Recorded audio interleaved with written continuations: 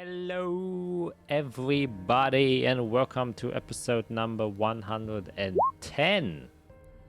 Hell yeah, damn, already 110. Nailed it. A tenth away from getting that sweet 200. When looking back at a couple of episodes, and I don't know, but I kind of looked younger then because I was like, wow, 2 years do make a difference. And it's 2 years, Jesus Christ. Wait, no, it's almost 3 years. Yeah. Holy shit. Well, total, I guess, yeah. Almost Yeah. 3 years, yeah. Yeah, almost 4 years total. We started 21. Yeah. Oh, wait, did we? Yeah. End for of the first- 21 and start of 2022 was our game, First right? campaign. Yeah, Oh, okay, very okay, first okay. campaign. Okay, okay. So, yeah, almost Uh, 4 years of yeah. playing together. Jesus. We're gonna have like a 5-year reunion at one point. Yeah, that's crazy. It's nuts. It is nuts. Anyways, I'll do a quick recap of what happened last episode, which is you guys went on a little wizard adventure. Yay!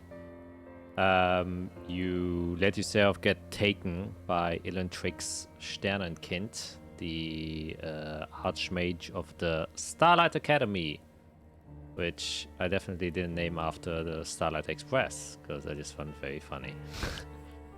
And yeah, he would warp you up, very high up, into the technically astral sea, where you could see these big tubes of magical weave that you could float inside of, while your souls are being held by a silver cord to your physical bodies. And there, for the very first time, you saw the glimpse of things outside of your own continent, which has been covered in the Everdome for multiple centuries. And so you might have been or are one of the first people to actually see land outside of your own planes, though you only saw like fractions, glimpses of potentially other continents.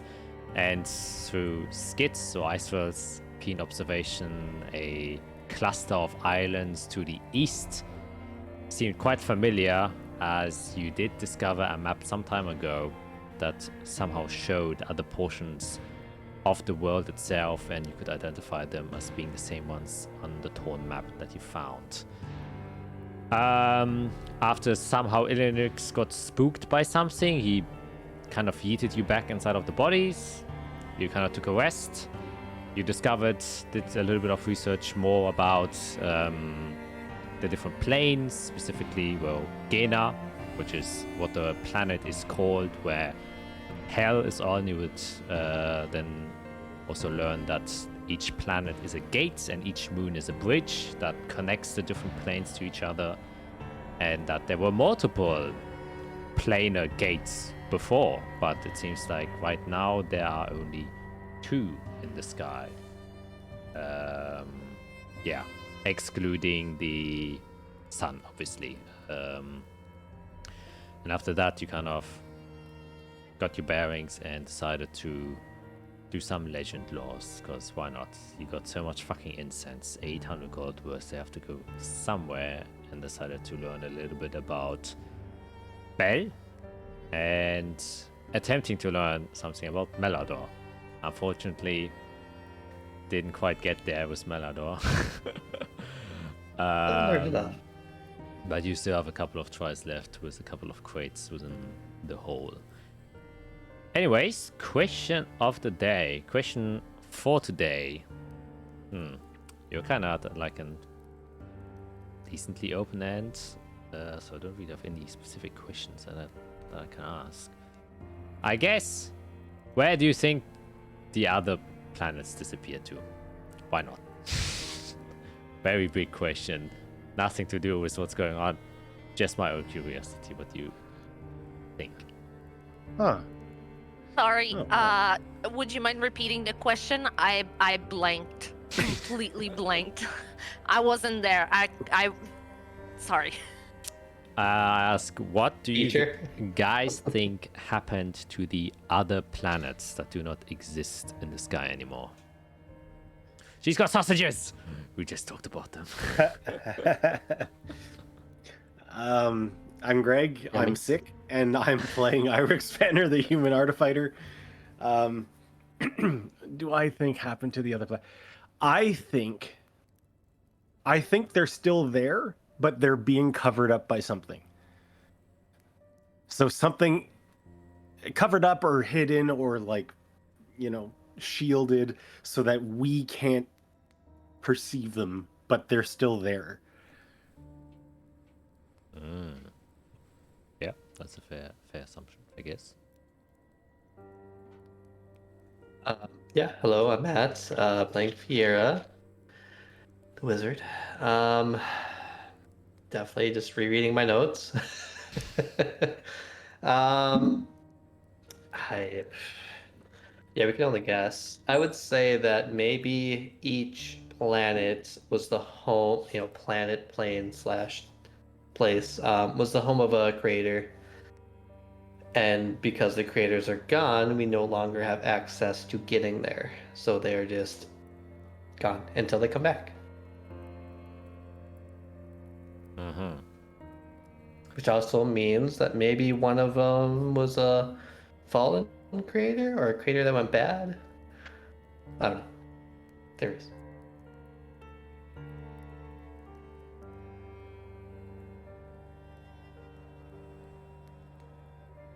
Trying to find that mute button. Panic. Pure panic. Just Sorry. Hi, I'm Skit. I got honey garlic pork sausages. Also I play Isara Leafina, cleric druid cleric, whichever way you want to put it. And I think we lost connections to the planets or planes. And they're still there, but because we lost the connection, we either can't see them or they are hidden in some way. And I feel like by reconnecting with whoever is associated to that planet, we're going to reconnect that connection, and they're going to either reappear or, get unveiled or something. Oh, yeah, I think it's due to the connection to that place being lost that they're not apparent in the sky anymore. I see. But pretty unified answers all around. Well, we'll see. Maybe in campaign 3 we will find that out. But until then, we'll just trot along nicely and slowly with our usual session. That's what we're gonna do. I wish I had some sausages too. God damn.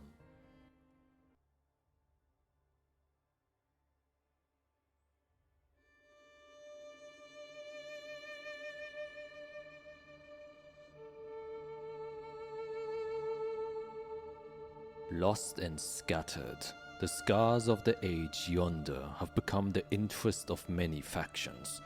To bring about peace and serenity through holy light, or to bring about the dawn of blood through sacrificial rituals. The ruins of the old world hold the knowledge and the power which people wish to use to influence and change the world around them. The land is vast and great, and much of the world is still steeped in secrets. Secrets which are buried underneath sunken and forgotten ruins. And after countless calamities, wars, and natural disasters, now in different stages of decay, are the artifacts which hold the potential for peace, but also destruction. Those few which were uncovered are but a fraction of what lies in the world, and with each setting sun, time threatens to keep the lost knowledge and potential hidden forever. Kingdoms rose, religions formed, and wars were fought in the name of the knowledge and power uncovered. And now a new generation of adventurers, heroes and villains have come once again in search for the very artifacts which will reshape the world once again. The holy light will guide us to an age of serenity and peace, an age of safety and resplendence. As long as our faith does not wane, we are to be granted salvation. It is written so within the scripts which our forefathers found. Our engines will be fueled by its eternal fire. It may have been used as punishment for those before us, but we shall use it as fuel for the peace ahead of us.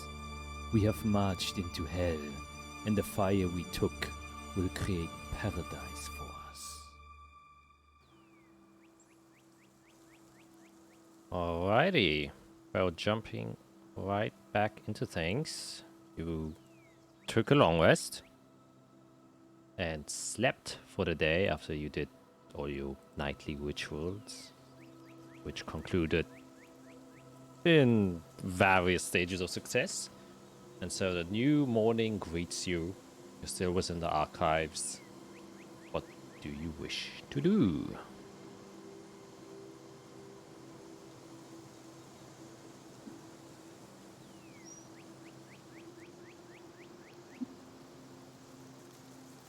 Probably should reread those notes. We don't have any idea of when this gateway is going to open, right? Via the notes we found? I don't think so. Seems like they have what they need, so it might happen soon. And then we were going to go to Selenon to talk to a priest. I didn't figure out what to do after that. Is that what we're doing? Well, you wanted to go and give, see the widow. Yeah, I do have some of her things. I definitely wrote that down somewhere. Let's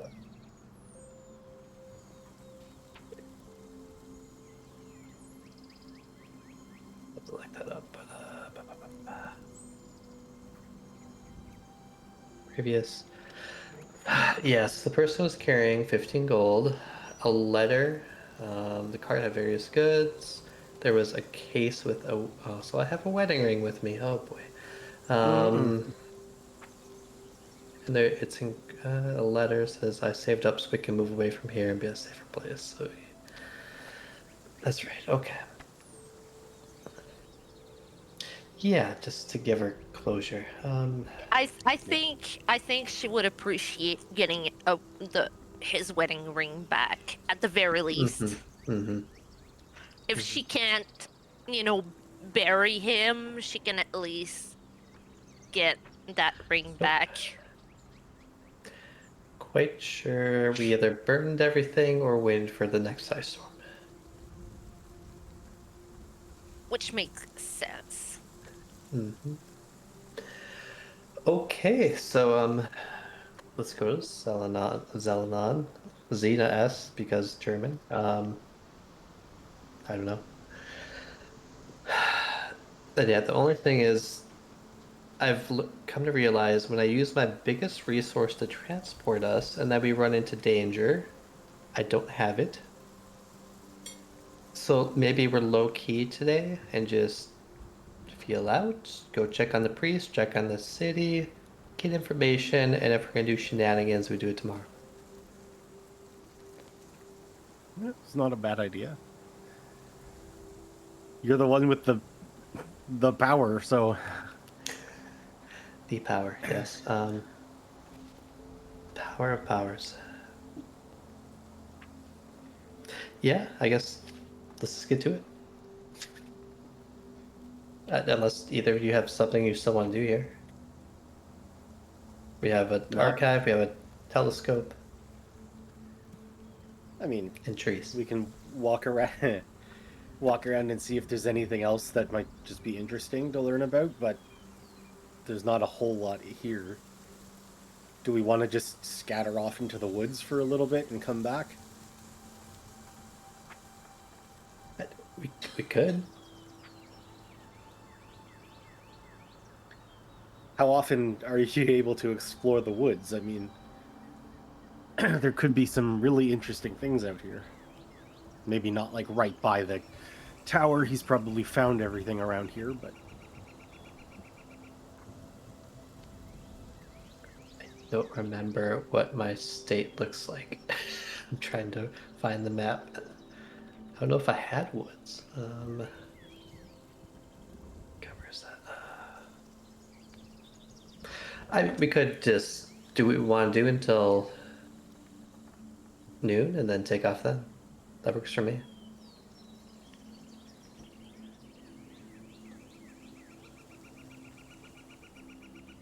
I mean, Azrael, I know you like to find new animals. or trees. Or you can just look for the biggest tree in the forest and say hello. I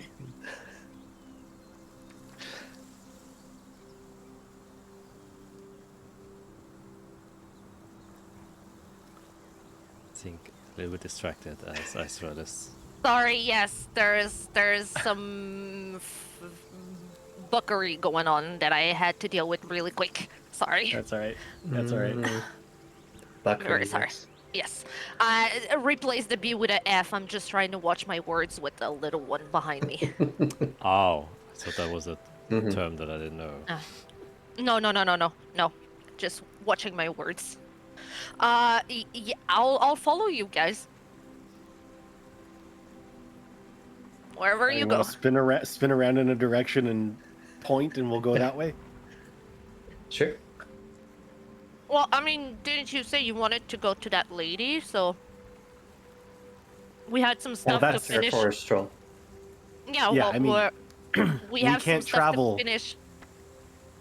We can't fast travel yet because Fiera doesn't have the ability. Oh, we okay. have to spend some. It's a new day, right? Yeah, it's a new day. I thought you just said you can't use it after, like. Well, if I travel there, then let's say we run into a devil. Yeah. I won't have my utmost ability to fight said devil. Right.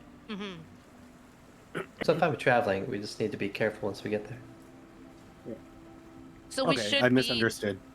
We should be traveling towards the end of the day when we know we're not gonna have anything else to do. Other than. Actually, that would make sense.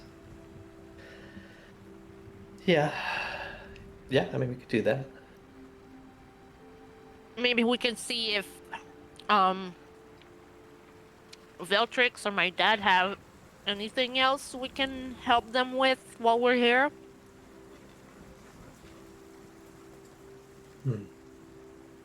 That's probably the best sort of course of action. I guess I do have like 2 scrolls I should probably learn. I've kind of been holding on to as well.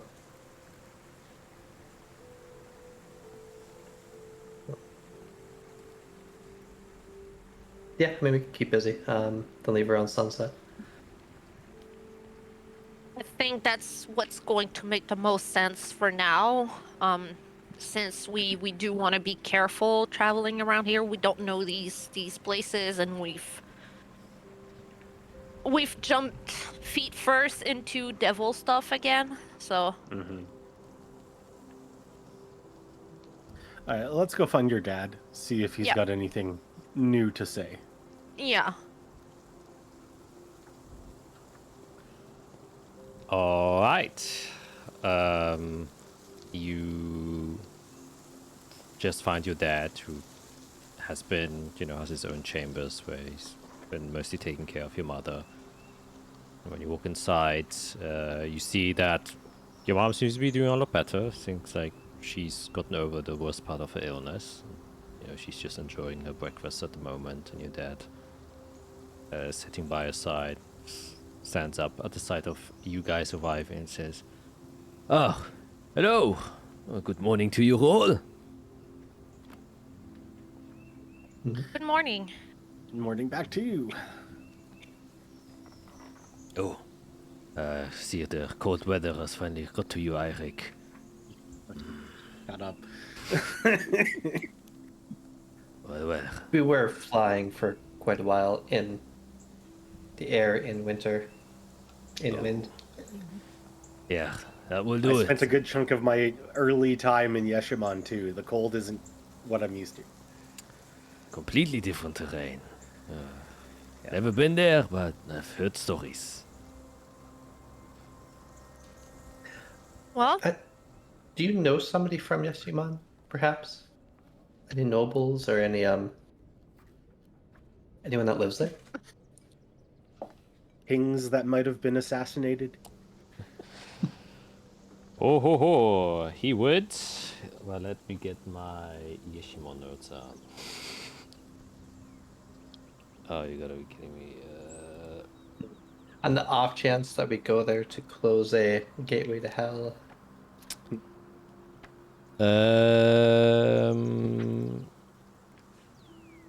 Here it is. Yes, I did. Someone once came from Yeshimon.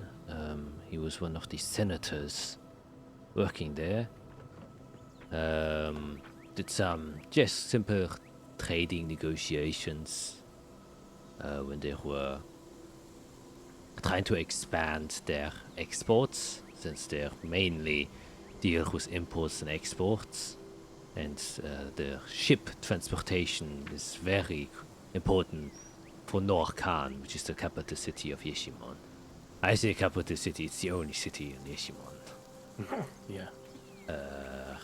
Yeah, and so we were just making negotiations and public relations with Azathia and Yeshimon to see how we could maybe secure a safe transport line and how the funding would go.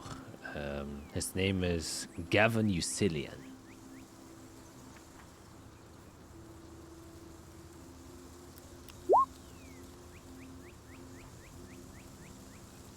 Oh God, no.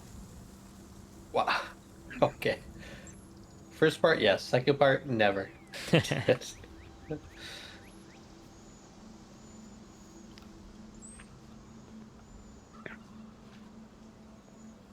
feel like if I was trying to get it wrong, I'd have a better chance of getting it right. That's fantasy names.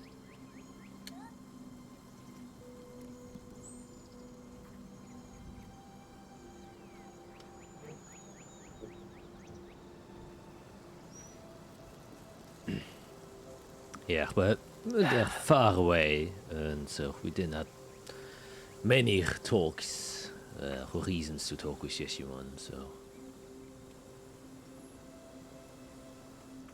Yeah, from what I remember hearing, there wasn't a whole lot that went on there outside of Norkan, unless, I mean, not that I paid attention to a lot of what was going on, but it didn't seem like people explored the area very much. Really? Everything was inside that city. So when it started to go down right before I was able to get out of there, it was, who knows what was going to happen to Yeshimon as a whole.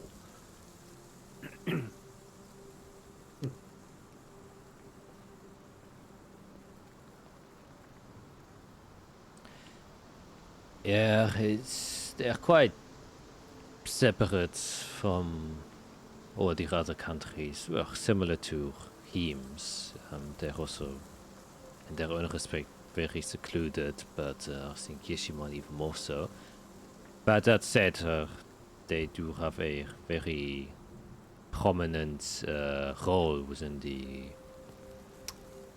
military exports for the Crusaders, because a lot of weaponry gets forged there. They have ginormous forges, and so a lot of iron, other ores, not only get collected there, but also get processed, and where armor, swords, and all that stuff gets created there. So they are still a very important tie for the Holy Religions, because vast majority of their armory comes from Norkan. There's not a lot of distractions up there. Everyone just works. Yeah, so I've heard that is what we like to call a hustling and bustling city. Jack, quick question. Yes. When I took the ship out of Yeshimon, was it the only ship that was leaving, or was there like a bunch of ships trying to get out at the same time? Quite a few. We definitely weren't the only one.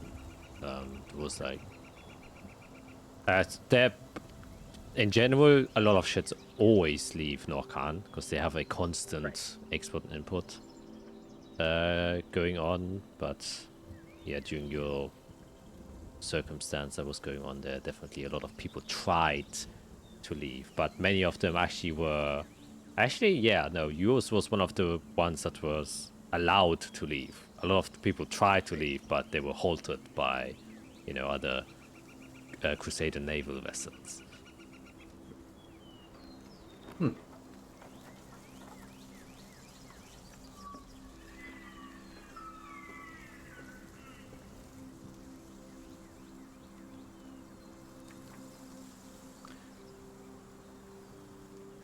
That's a lot of land to, I guess, not live in.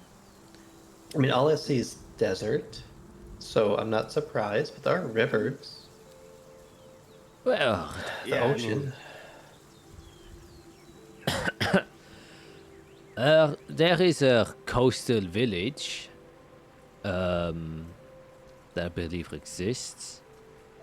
I think it's a village of Fire Genasi. And well, they're expert Cool.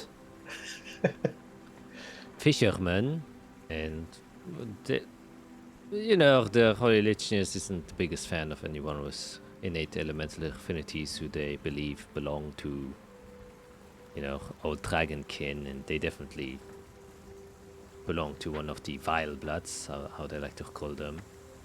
But because they are such prominent, locals from Yeshimon, they grew up there, lived there to know the lands, that they're more useful to even the Holy Religionists than to try and get rid of them. And so they were allowed to stay there and keep their village. But obviously the Holy Religionists made sure that they don't spread or have any other influences with other parts of either the country or other factions. The rest, as far as I'm concerned, like the stories I heard from Gavin, it's just a scorching, blazing hot landscape. No vegetation whatsoever. There's a large Nile that goes through there. That's true, but I think the effort to attempt to build something there is higher than whatever you would get back. Especially transporting stones there to build a house. I mean, you could try and get light crystals to terraform yourself a house, but you're so exposed to the high storm. I mean, the last place I would personally want it to be is in a place full of sand, and then a high storm is coming. That sounds like a nightmare. Yeah. Even without a high You would storm. probably get flooded, oddly enough, right? Is that how sand works? Yeah, exactly. That's why Norcan isn't built on the dunes. It's actually very close to the volcano on rocky terrain, so Norcan isn't surrounded by sand there's a itself. volcano. Oh boy. Okay. Wonderful. So basically what you're saying is don't go to Yeshimon unless you really want to suffer. Don't go to the Yeshimon desert without being in some way, shape, or form prepared. Yeah, so that's what I mean. Don't go there if you don't want to suffer. Yeah, I strictly remember there being one project that was often worked on that was specifically meant to negate the kind of heat that existed in that desert. Like, you had to do a lot of work to make sure you don't suffer from it, so... Yeah, that's why there is an island a little bit outside of Yeshimon to the very east. It's known as Deserter Island. And if you're a criminal, as punishment, they will send you on that island.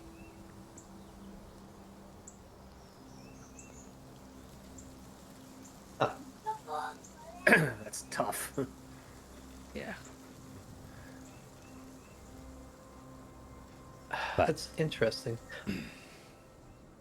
Because there's a thread there, right? Let's say this gateway is finished, and it happens to be in Yeshiman. That would be a place similar to Hell, at least heat-wise.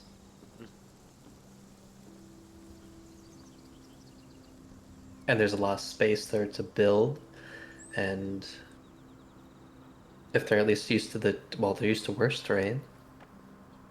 Yeah. They easily hide in there and no one's ever going to find them. Yeah, so maybe instead of... Well, there is a connection here. Maybe they were getting resources here and sending it to Yeshiman for the building. And trading in those crystals. I'm starting to wonder if maybe the the assassination of the king was, devil related. Maybe over time they've just taken over Norcan and they're using all the resources and facilities there to, expand How that. long ago was the king assassinated? About 2 years. Yeah. Weren't other things happening 2 years ago? Dolwyn hailed from Yeah. Yeshimon 2 years ago. Yeah. So it's I'm almost like starting they to feel like appeared it's there. all related. Yeah. yeah. Oh, I need to start a 2 years ago spreadsheet. I feel like Yeah. I've heard that so many times. I've written down nothing, Yeah. and it's... Yeah. We So the king of yeah. Yeah, I was at least made to believe that there was going to be some sort of, civil unrest, and once you take out the top tier of government, you kind of create a little power vacuum. So it was just going to become chaotic. But if it was a dedicated plot to install the devils, Yeah. they could have easily just wiped the floor with everybody. Yeah. Did we tell you, Dad, of what we uncovered in Hosvan, or are we Oh, yeah. confusing you? No. Yeah, okay. I'm following, Okay. I'm following. Okay. I mean, Okay. this actually aligns quite well with the conflicts that have been going on inside of Yeshimon, since there has been a lot of unrest. I've been aware of that. Obviously, we had numerous attempts to try and, get contact to see what has been going on. It was especially during the time where trust within the Holy Religios got, somewhat broken. Martial law got announced shortly after the king died, and I believe there was a large dispute between the Holy Religios and I forgot what it was. I think a high priest and the king of Norcan. And it seems like the king wanted to separate himself and then carve out his own position of power, and then wanted to use the Holy Religions as his, forces, obviously. Holy Religions didn't seem that too kindly, but from what I last heard is that there was a conflict between the two legions that were stationed there. I think one of the legion was more in line with the king, and one of the legion was more in line with the Holy Religions. And so they clashed, and as far as I'm concerned, a civil war broke out.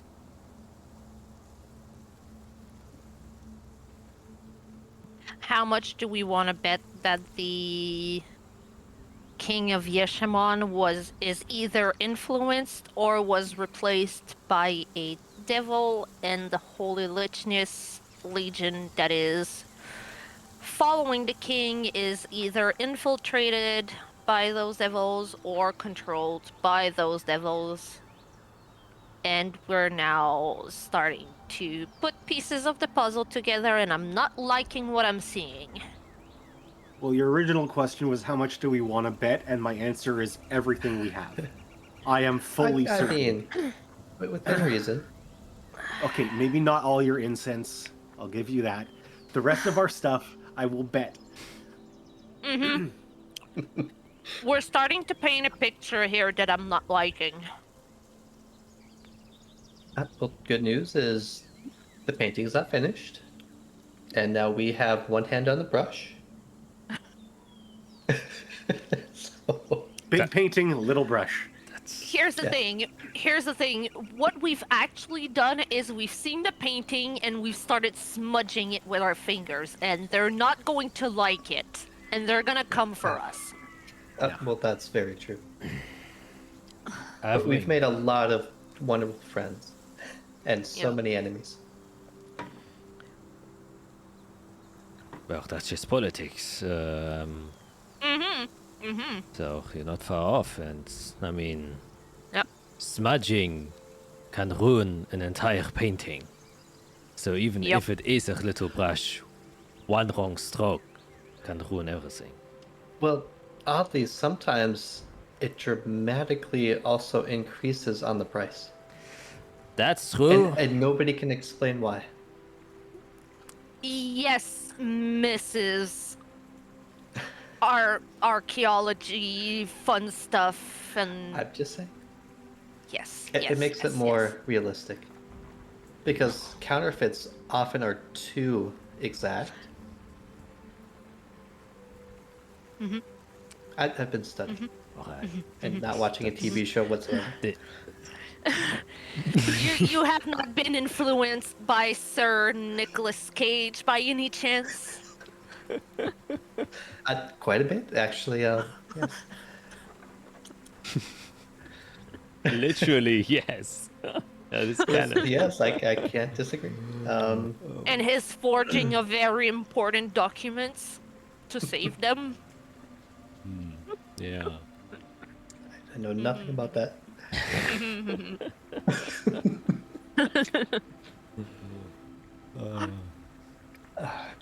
Okay, so we confirmed that Yeshiman is a place of interest, so that could be next on the agenda. Oh my gosh. I just bought these boots for winter, and now you're telling me we're gonna go to the hottest place on the continent? Well, I mean... yeah. I'm only joking. I mean, if that's the next place we have to go, then it's the next place we have to go. I'm gonna go. I mean, that's a good point. At some point, we just need to get enchanted gear for that changes depending on the temperature, because literally any day we could go anywhere. That's a good point. Yeah. Yep. Well, I'm just looking at the teleportation map. The only teleportation connection to Yeshiman is through Chaldean Yes, or it's that good. Salafiel. Do we want to go to Canaan? I wouldn't recommend it at the moment.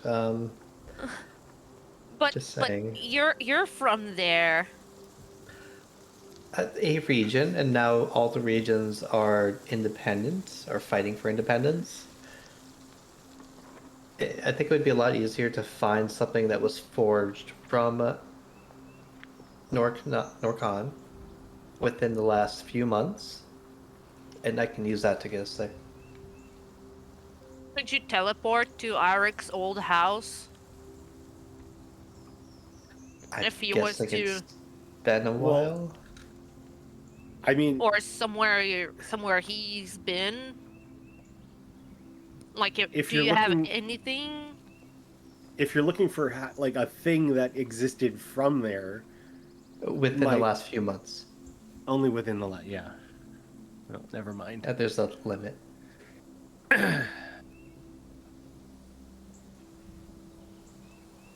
I mean, I could just try and probably get us there.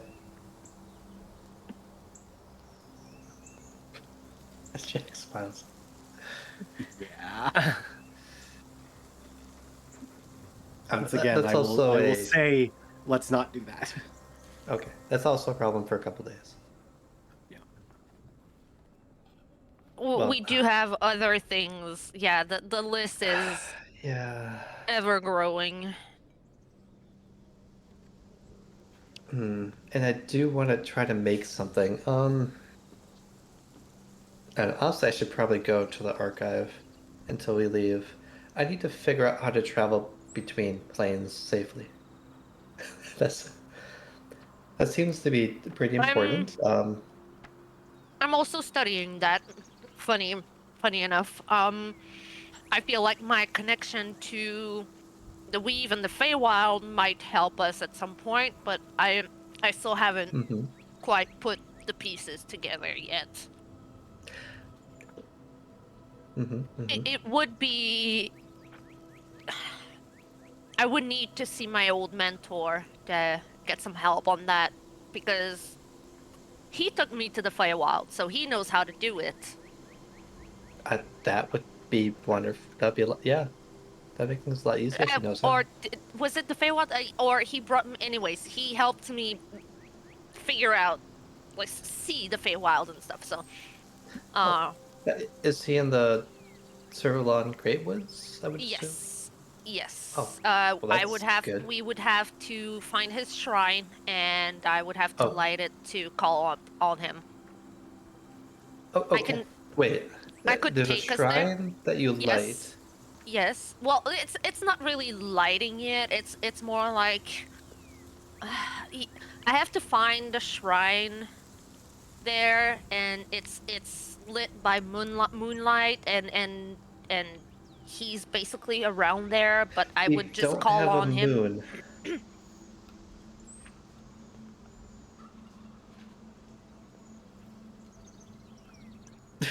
It's lit by the night sky. Okay.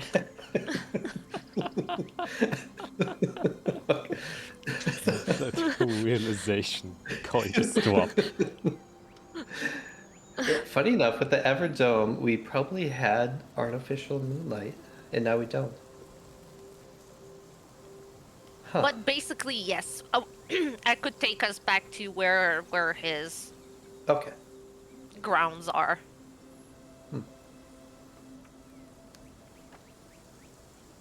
Yeah, that'd be handy. Yeah. Okay. Well, I hate to leave y'all, but I think before we leave, I should probably research. Because I kind of want to talk to Belle, and I have to be able to bring us back in order to sell that to you too. All right. Okay. Cast haste. Don't do anything stupid. Mhm. So, is there anything that we can do now, Father, that would help you out in any way? Well, you or Veltrix. I don't know what was your next step, or what were your next, ideas. Well, at the moment, I mean, I think the Veltrix well, you've talked to him last time. I think he was also wishing to either go to Zelinon or one of the other villages to talk with one of the high priests. That was their goal, and if they haven't left yet, I think that is what they're going to do next. Yes. But for us, kind of looks back to, your mom and himself, and he's like, I think we will stay here for now. It feels a little bit safer, and then at least when Beatrix returns, we can always convene a little bit. It's been a convenient you quite surprised to have met Veltrix, and better than staying in Horsvan, which now we have learned is a rather dangerous place if you step into the wrong neighborhood. I do think that it's a little bit better here, as long as the hospitality of Sternenkind remains as friendly as it has until now. Yeah, so I'm just kind of helping out Veltrix, and also you, since I will be staying here long. If you need anything to be researched, I can use my time to look up a couple of things, and meanwhile try and, well, just think about closing any threads that I might still have with Kronberg and what his next step might be. I still aren't quite sure how he is related to all of this, or if he even is. Maybe he's doing something completely different. I've kind of lost the thread there a bit. Yes.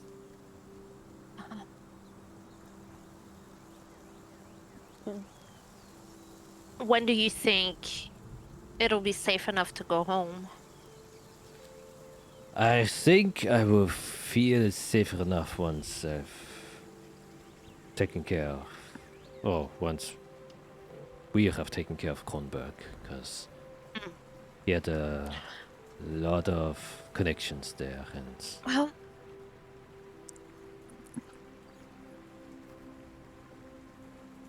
okay. Sorry. Well, if it can offer you anything, I have been keeping an eye on him. He's been on the run since we drove him out of Sunanir. I did offer him an olive branch and told him that it wasn't too late for him to just, turn back and get out of whatever he's involved in, and that I could help him. And he said that he was in too deep now and there was no saving him. So yeah. I mean, whatever he's got himself involved in, I don't think there's an easy way out for him. I mean, from what we've learned, he has been involved with the Elfenbein cartel, had connections there, yes. and if The legends... Blood Order. Yeah. And he has invaluable pieces of information, and they're not just gonna let him leave with that. So he's probably hanging on to dear life right now with the information he knows. Yes. Which I'm hoping we can, somewhere in the near future, bargain for. Yeah. I'm still thinking how, and I'm still, trying to come up with ideas. But I'm also starting to wonder if the Blood Order wasn't also somewhat connected to this devil stuff that is going on. And perhaps he's made some deals he can't get out of. Because you've got to think this man was connected to a cartel. He was connected to so many information sources, and he was building from the ground up with someone else a whole complete different religion, like right under our nose, and we never saw anything coming. It's almost impossible. Yeah, right. Well, not to give him too much credit, he definitely didn't do that alone, but he definitely has been one of the people who's been very useful to these organizations to share information between each other. I think that's what he is or was best at. He had, as he said, ties everywhere. Yes. Very powerful position to be in. So, yeah, if we are able to get hand of him, I think he will be able to answer a lot of questions, but I think that is going to be a difficult task.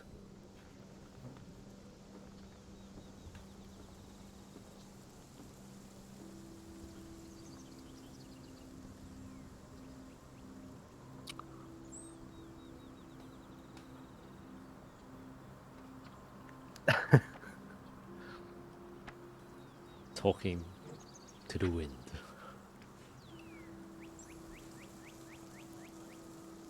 I was being told a story of nosebleeds and stuff. Oh wow. Yeah. It's...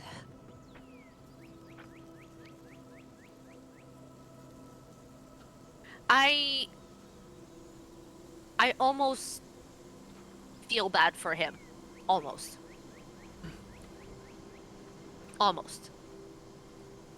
He got roped into much more than he could bargain for, and everything just exploded in his face.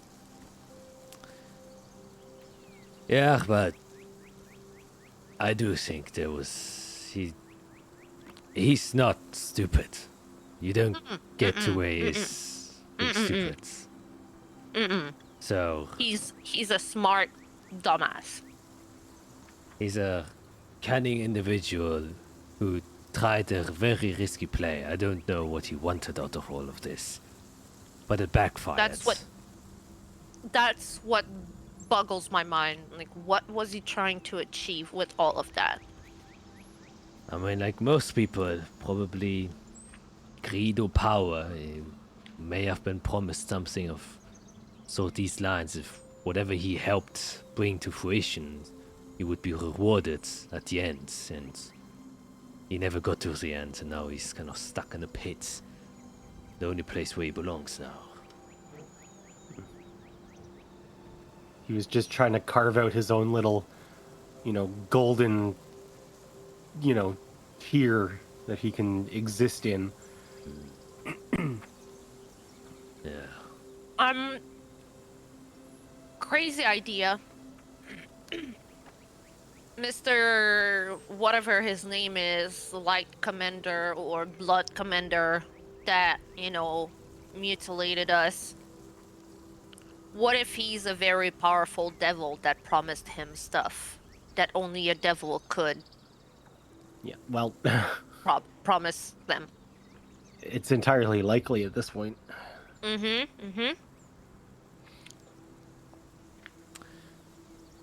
Maybe, but I would assume that.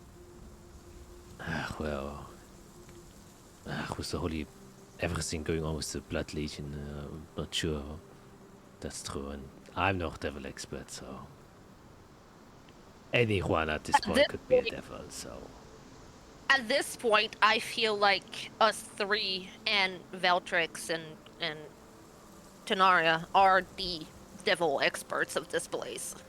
Sadly. actually, Icewell and Fiera, you both can make an Arcana check. Fiera's not here. Oh, I ran off yeah, to yeah, the. yeah, Fiora ran off. She's in the archive. That's She ran off. Yeah.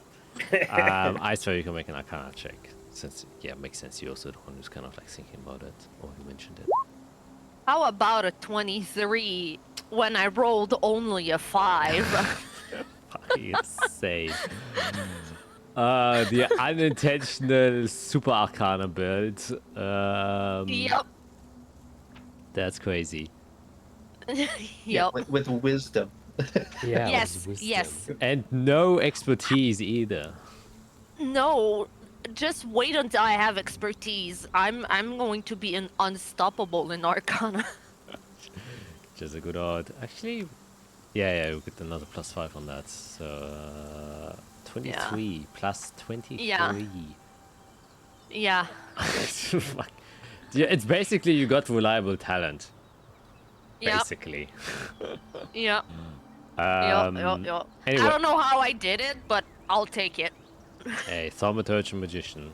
That's how you did it. So with a 23, and it makes sense that you would understand this because you have like an inclination to like, you know, where your power comes from, which is obviously from your from nature, but as you now have learned, your clerical powers come from your innate faith that you have to Silvers, or well, had Silvers, but it seems like his remnant powers are still, you know, within you. They are part of nature. Can't really separate those two. And so it's like a faith-bound power granted through this commitment. And when you encountered the Light Commander, he had a strong, radiant presence around him, which you don't think you would have gotten from a creature from hell. And it's not something you can fake. Like, it's a pure, like, you felt the essence of his annihilation field, and there was a pure, faithful core belief. As menacing as it is still true to something, a burning radiance that is connected to something divine in nature, definitely. He just really freaking believes in the power of blood. Not Like even, really. not even Well, blood. blood. I mean, like it's his belief is one of the purest forms of beliefs. Like Yeah, he has a strong faith. He's true. Yeah. And is absolutely 100% committed. What faith that is, obviously you don't know. Your best hint is obviously he's faithful legionnaire and commander of the Angel of Anger. So that could perhaps be his faith where it's guided, which definitely would explain his wrath and violent, nature in faith. But definitely, like, you now have learned about devils and how that works. It seems very different from what he was radiating. Like, because radiant divine energy is obviously the opposite of, like, whatever devils exude. Yeah. Okay, scratch that. He's the opposite of a devil. Yeah. Well, He just acts like it. yeah. Yeah, he acts like it. Yeah. As a cast sending. No, I'm talking to collaborate. There you go. Oh, yeah. Oh, yes. He acts like it. This for Fiera.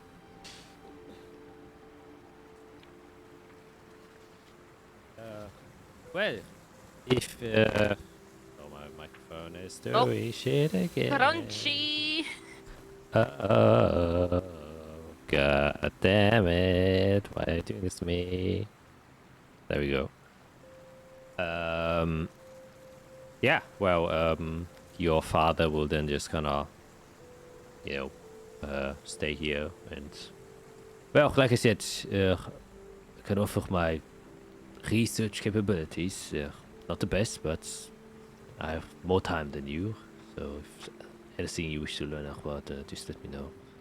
And I'll try my best. Well, thank you. It's... I can't believe that, I'm still asking for help from my father at my age, but you know what? I'll take all the help I can get, especially from someone that has many years more than me. And that I know that I can trust.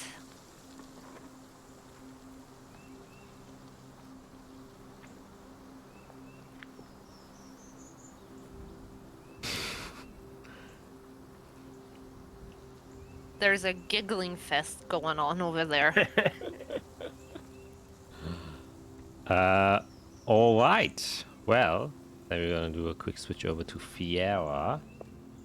What is it that she is looking at? Okay. So I've learned to teleport via circle. Helps when you have a circle of the place to get to a specific location. I learned to teleport through the weave. Learned it's good to have an object that can kind of show you the weave I don't know what to call it. Not flavor. Oh, that's not the right word. Or it knows what the weave's like at the location you're going to, so you know what to look for, essentially. So I'm gonna go a step further in learning my new spell in traveling planes, because we found the crystal that essentially has a strong enough connection to hell that I could send us there. So I'm trying to figure out how I can either make something, or if things exist naturally that I could use to teleport us to Caldeus if we were ever at another plane. And the best shape for that is obviously a fork. So I'll be looking for fork-like objects. Yes. As a wizard does. Yes. So I either want to learn how to make it, or if something exists naturally. All right. And you're wishing to research that in the archive, or you're just looking, I guess, outside. I don't know if that would they even exist in the archive. Because there aren't there isn't a group of plane hoppers in this world that I know about. No, but you are at the one location that heavily studies planes. So, if there was a place, I guess So I'll start at the archive and just see if they have research on objects with a strong acuity to a specific plane. All right. Yeah. Plane hopping for dummies. Yeah, plane hopping 101. I'm gonna skip 101 and go to 201.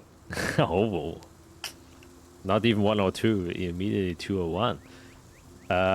Yeah, make an investigation. How long do you wish to study that? How many hours? Pretty much until we leave. I'll probably try to get us moving around 6. So, I mean, yeah, pretty much all day. All right, that. Until 6, however many hours that is. So 8 hours. Yeah. Oh, I should have warmed up my rolls. Oh, there we go. Okay. 24. All right, it was 24. You go through the archive and search for any notes or scriptures that record the, ability to travel between planes, as you're kind of sifting through all the different notations on planes and trying to figure out how they're connected and which way magic works to be able to connect planar things, and also the structure of planes, how they actually get magically created. It gets very complicated very fast because there are just a lot of holes everywhere. It's literally just looking at Swiss cheese. Trying to, a lot of the things are assumptions and not true records, and there are only fractions of information that somewhat detail how planes are constructed and how you can traverse them, and you're having a hard time finding anything specific about planar items that allow one, once attuned to a specific plane, to transport there. You do read a little bit about how there have been objects associated with these kind of things, that there have been planar gateways, especially to the Feywild. That's a very prominent one, that there are gates that used to exist that would allow one to immediately travel between planes. And so obviously there has to be a similar magic, or if you understand how this magic connects these two planes, then you can also attune something else in a similar fashion. However, that last bit is just missing. You only know of the existence of planar gates that connect different planes that were created either by the gods or by other extremely strong entities of magical nature. But how they did it and which way they did it, what things you need, unfortunately you don't find in these 8 hours. Ooh, that's gonna be toughy.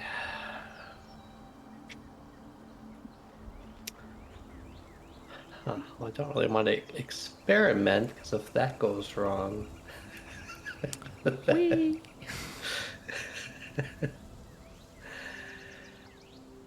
Okay, well, I guess, yeah, once my research is done, I'll corral everyone. But it's gonna take most of the day. All right. Well, during those 8 hours, I go Israel. Anything you two would have done? I mean, yeah, I'd obviously wait till we're not with her dad anymore and alone, because I want to bring up, like, now that sort of Yeshimon is becoming more of a deal that, we're probably going to be exploring. Like, not that I have tons of, connections or anything, but there was stuff that was happening there that, leading up to the assassination of the king, like, all these, anything could be the reality of the situation, but when we were working on stuff, the process was, we would get information from higher up, and it would be like, hey, do this or do that, work on it, prototype it, do experiments, and then we would have to report back to, give our findings. A little bit before the assassination happened, we started getting, like, information coming from the king himself, was like, wanting a few extra things done for him, kind of not off, like, under the table, not off the radar, but it was kind of like, hey, maybe work on this project or work on this project. And I remember there was a point where I went to go report the findings of one of my experiments, and I was stopped by one of my coworkers. And Okay. they were like, hey, don't, bring that information forward. So there's just, there was a lot of sort of, it's all stuff that I didn't really pay attention to. I didn't care. I was just working when someone told me to work. But then when the process changed, that's when it got a little weird. So I have no idea who of my coworkers may or may not be involved with anything. I don't know where they went. I don't know if they're still alive. I don't know anything. But there was a lot of, like, heavy duty stuff that we were working on that could just be in whoever's hands now. So the chances of someone having taken over that role, that a devil might have been the one asking for this, work to be done. Yeah. And then the king, the actual king, was finally assassinated. Mm-hmm.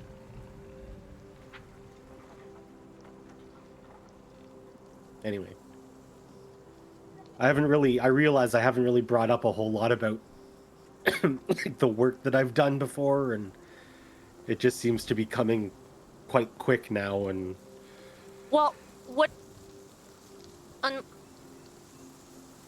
to be honest, what I know of you is what you've told us, that you've been, a tinker of some sort all of your life, basically, and you've always been into, like, researching and building and blueprinting and all that.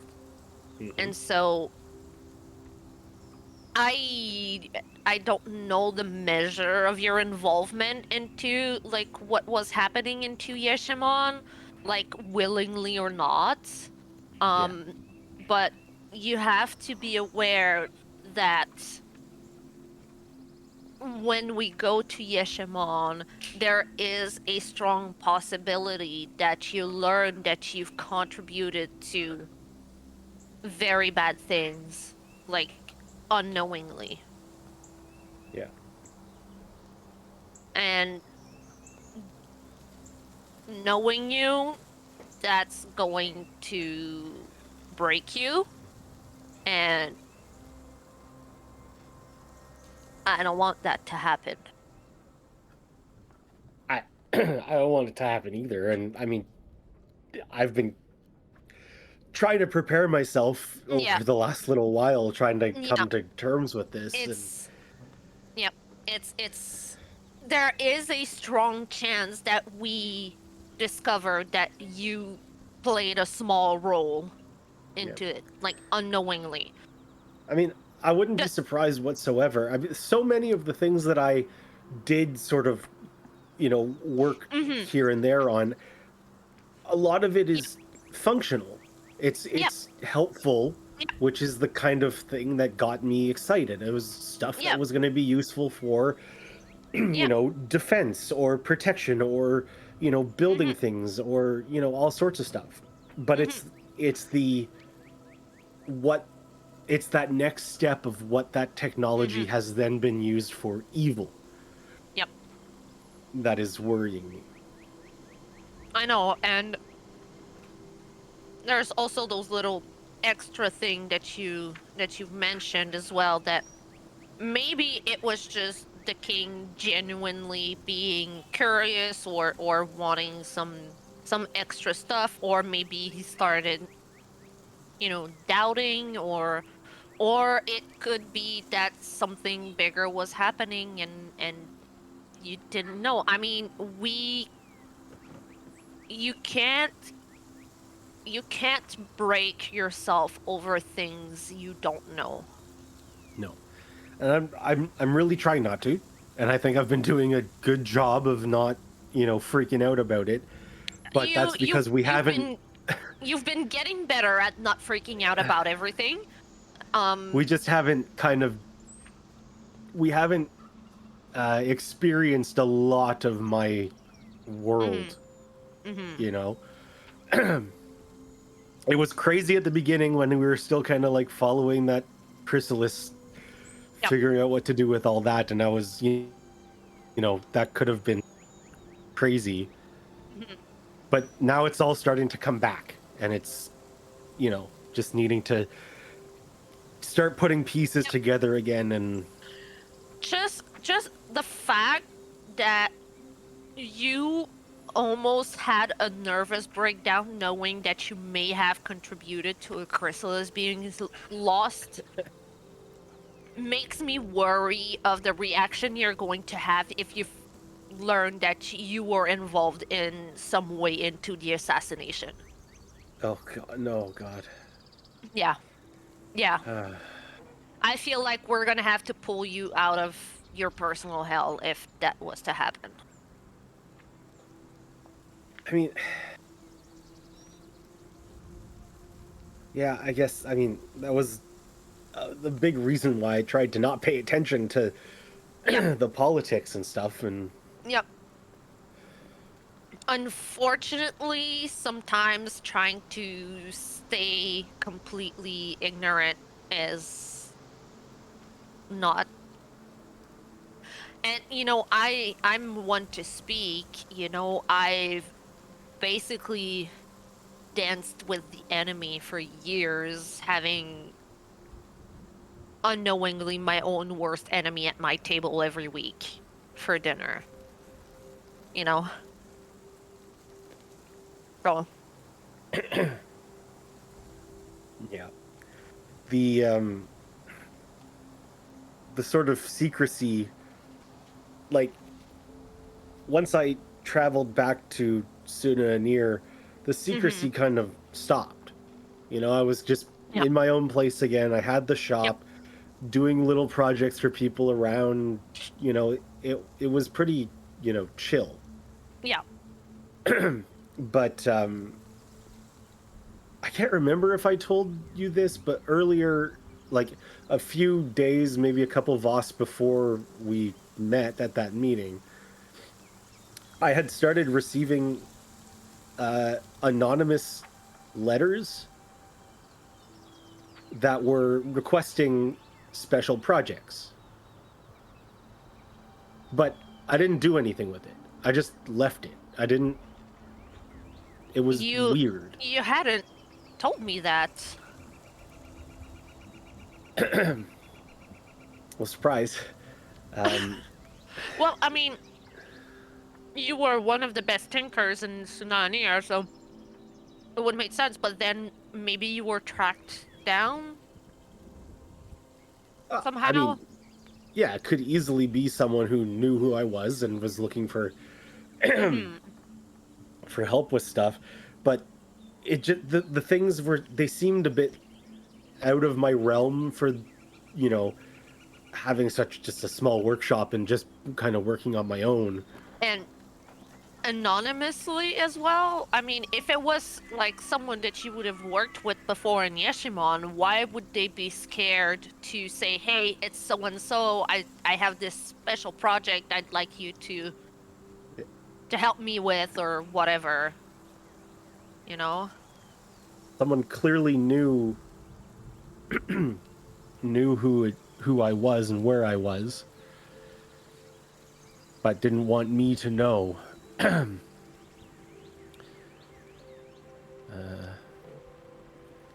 I'm just gonna dig through my bag and look for that letter. It's in there somewhere. It's in the old Discord server. We're going deep in the lore. Mm-hmm. I like that. We're digging skeletons at this point. All connected. Yep. I mean, I have it. Well, No, I got it right here. Found it. Boom,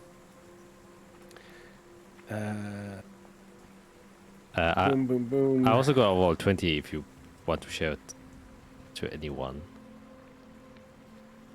Yeah, I was gonna copy it myself, but if you have it Yeah. nice and presented, then sure. By the way, this was the very first note I made for this campaign. It's on the very bottom. It's this note. It. Oh, easy. Fancy. Dang. Okay. Is it showing? Do you see it? No, it's not Yeah. showing. Yeah. Oh, I it's, see it. yeah, I don't okay. see it. I have to I give don't see I it. have to give permission to everyone. Ow. Oop. Ow. And Ow. now. Ow. There it is.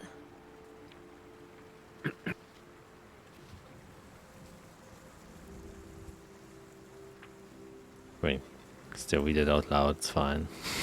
Yeah. I am disappointed to not have heard back from you yet with my requests, but I do hope you realize that you possess the potential to change the lives of many people. If not, I'm sure you'll understand eventually, and I'm pretty sure it'll be a lot sooner than later. At least I'll make sure you do. So that was a letter that came following the request to make, or to at least start researching a number of, you know, interesting things, which are these. Batteries that can store magical energy, arcane cabling that can direct arcane flow, specifically fire energy, anti-divination containers, 10 times arcane boosters, increases the potency of magical effect, and arcane output plug. That sounds bad. Yeah, but that's why I just left it. It was not. That's I not stuff mean- I could have done. You saw my workshop. That's not stuff I could have done there. Arcane cabling that can direct arcane flow, specifically fire energy? Yeah. The cabling isn't so much a surprise because, you know, the Chrysalis has used cables. Yeah. Yeah. You know, I have some. Yeah. So that's not. No, that in itself, when you look at it, like not knowing, that sounds like someone is trying to build something that can store a lot of fire energy, doesn't want to be seen, and wants to have an output for it. So they want to use it. Almost like, you know, what the hell we were just talking about, the gateway. You know, sounds kind of gateway related. Yeah, yeah, yeah. That's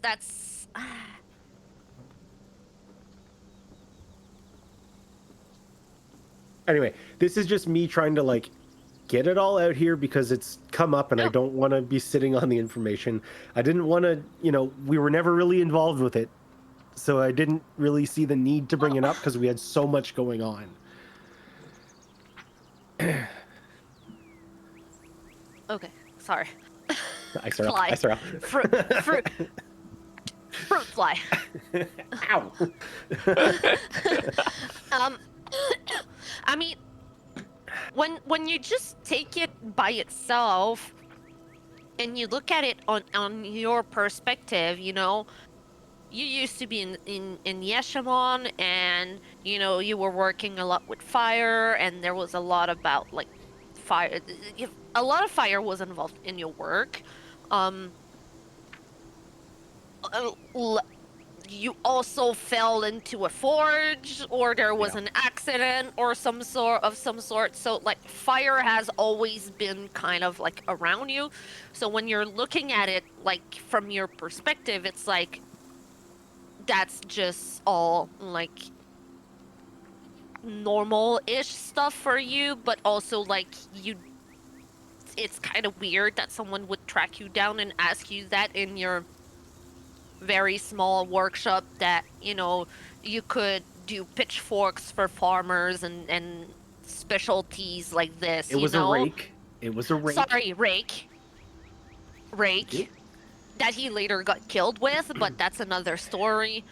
Yeah, like it's weird, but in itself, it was like, well, it's kind of tied to your past. But knowing what we know now, I don't like it at all, and I don't like Jack's smirk. He's happy that it's all now coming back around. Yeah. I've been sitting on this for like a year and a half, 2 years. Motherfucker, sorry. I was smiling because the moment you were like tracking that fruit fly, you looked exactly like a cat. Just like Yeah.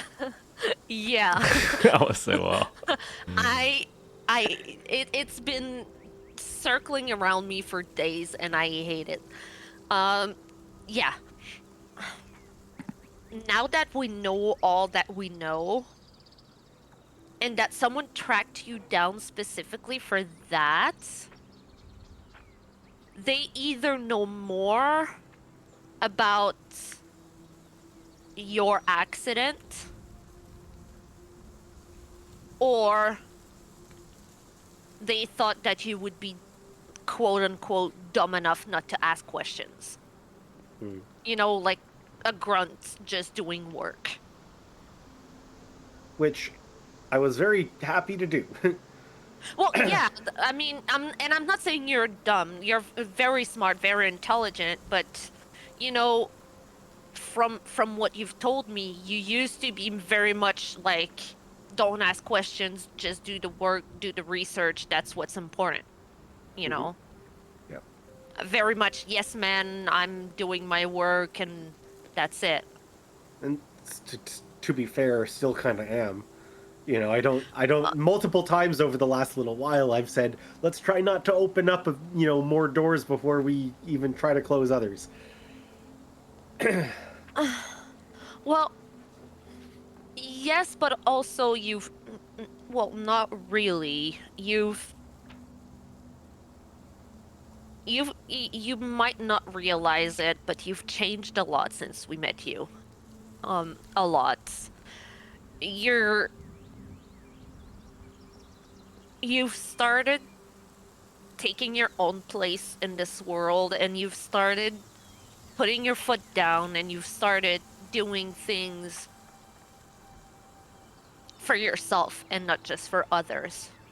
You know, you've you're doing things for yourself that are going to help others, but you've stopped working for someone else.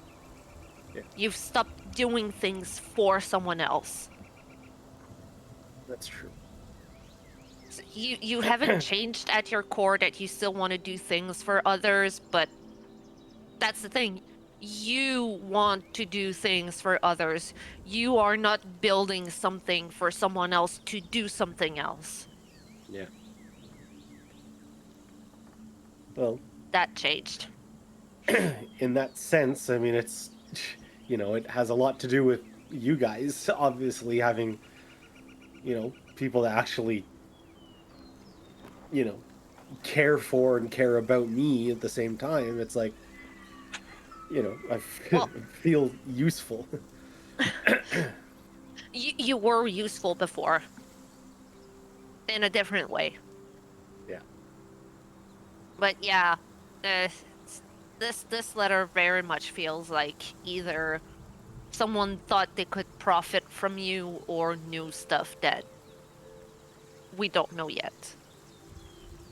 There were a couple. There were only a couple people who, I guess, were aware of the accident. Whether they told other people, I don't know. But I mean, the person at the forge, obviously, they witnessed it, and then the guild that I was, put in when I was young to try to start learning. The guild master there and his assistant were the only other people who knew about what had happened. So if there is a connection to it, to the accident, to the fire, whatever, it's either them or they've gone and told other people about what happened. But Yeah. But also, like, why would you tell that, like, to someone else? Like, oh, that kid fell in the forge and... from what we've, since gathered, there was some element of, fire chrysalis going on in that forge, obviously. And Yeah. I don't know if, I don't want to say because it's ridiculous, but like, could it have been planned?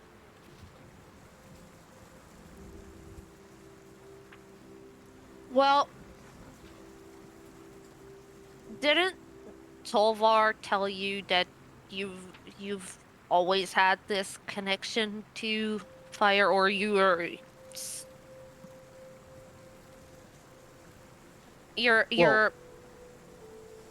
your scales started showing after the accident? Yeah. They're the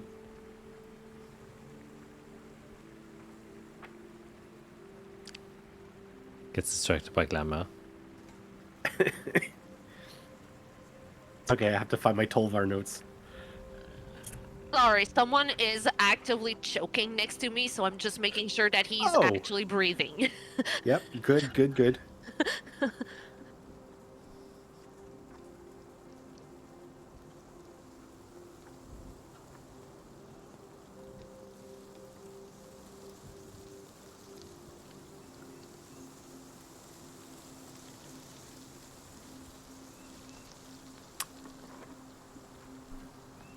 The dangerous house. Yeah. Everything's good. Grapes are very dangerous, apparently. Yeah. Oh, it was grape juice. He choked himself with biting into a grape, and the juice just choked him. Okay. I seriously thought a grape was stuck from what I was seeing, but we're good. Good. Okay, sorry. No, it's okay. Yeah, the scales were I guess the lasting effect of the burns from the accident. Yeah. But you're right, Tolvar did say that the connection to the power of fire always existed, and I was only just discovering its potency.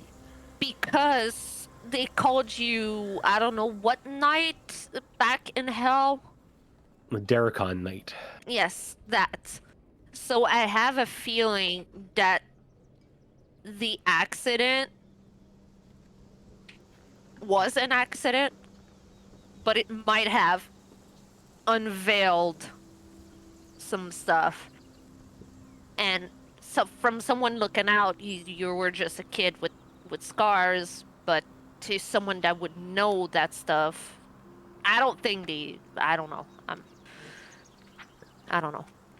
Yeah. Someone there's no way to know. There really is no way to tell. It's just there's no way to know. But when I read that letter that you've shown me, that you're showing me, it's either someone that thought you were still the grunt that would just be yes men and do it, or someone that knew things. And what makes me think that is, you'll understand eventually, and I'm pretty sure it'll be a lot sooner than later, because your scars started scaling just a few Voss later. Yeah. Yeah. Well. So, yeah. Anyway, I brought it up just because I know that we're gonna start getting into it, and do you think have ever since you've been in Sunanir, have you seen people from your past resurfacing?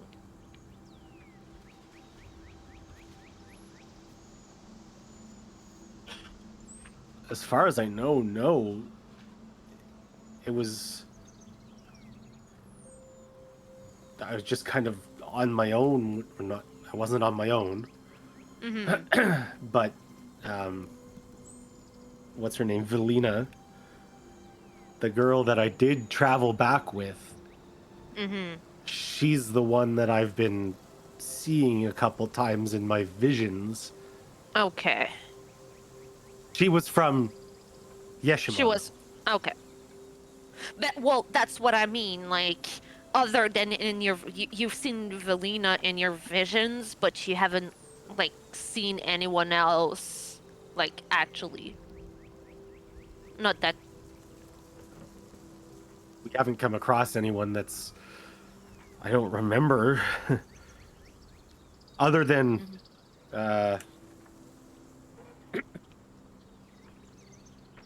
his name, the really old guy back at the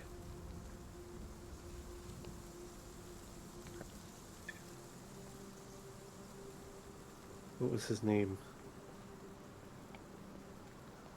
Who worked with Helding? Thank you. House? Yes. The guy You who said worked with old guy, Runu Pila. that's No, my brain. Oh, that guy. Who may or may not be passed away. You mean, what was his name again? I mean, you knew a couple of.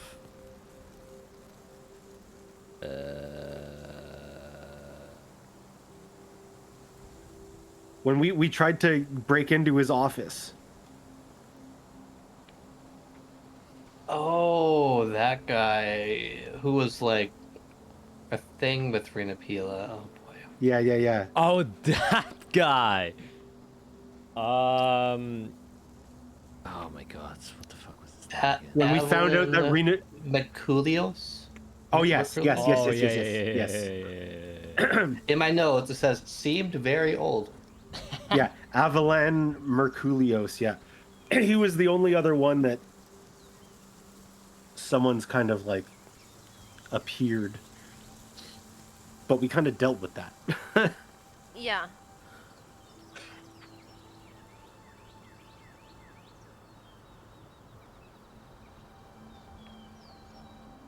Anyway, to answer the question, no, not a whole lot of people have been coming back. Yeah. It's the okay. vision. It's the visions Yeah. of things that Those I cannot people. explain.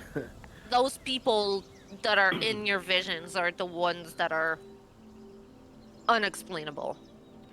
Yeah. Okay.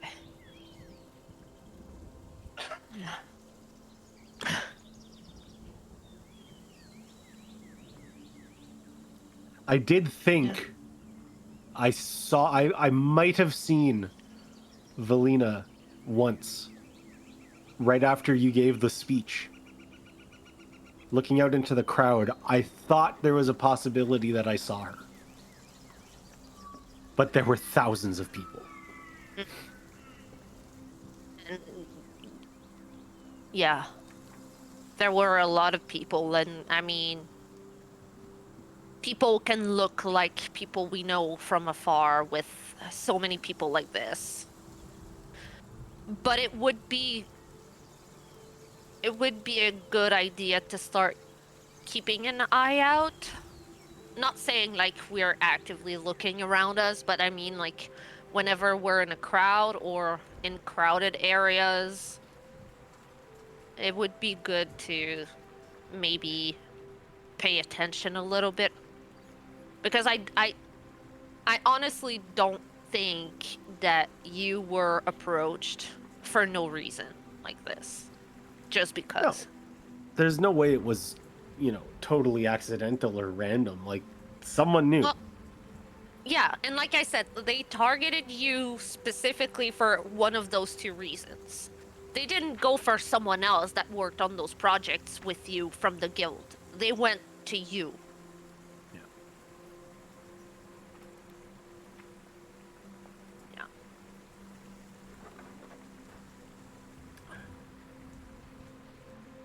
Anyway, Well, that's that. thank you for opening up to me like that.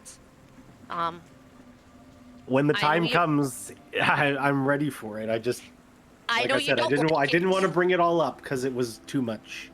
I know you don't like opening up that much, and I appreciate you opening up.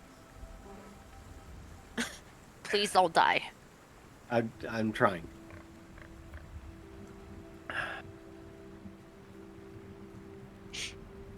Alright, well, we got a few hours to kill, so...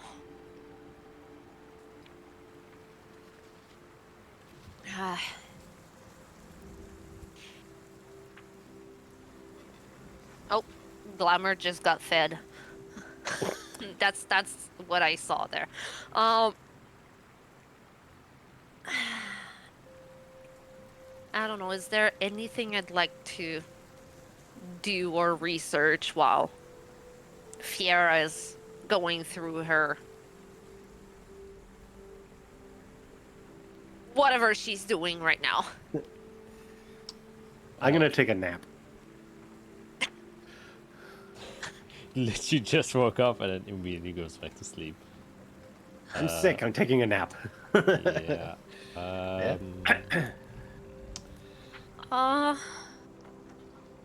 Yeah, well, if there's anything you would like to do and say. Let me think.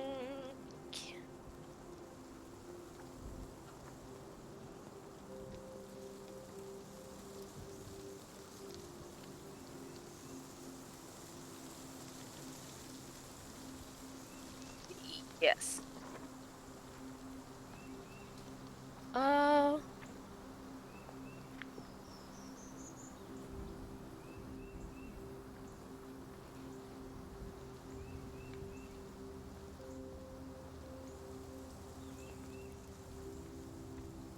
Yeah, I'm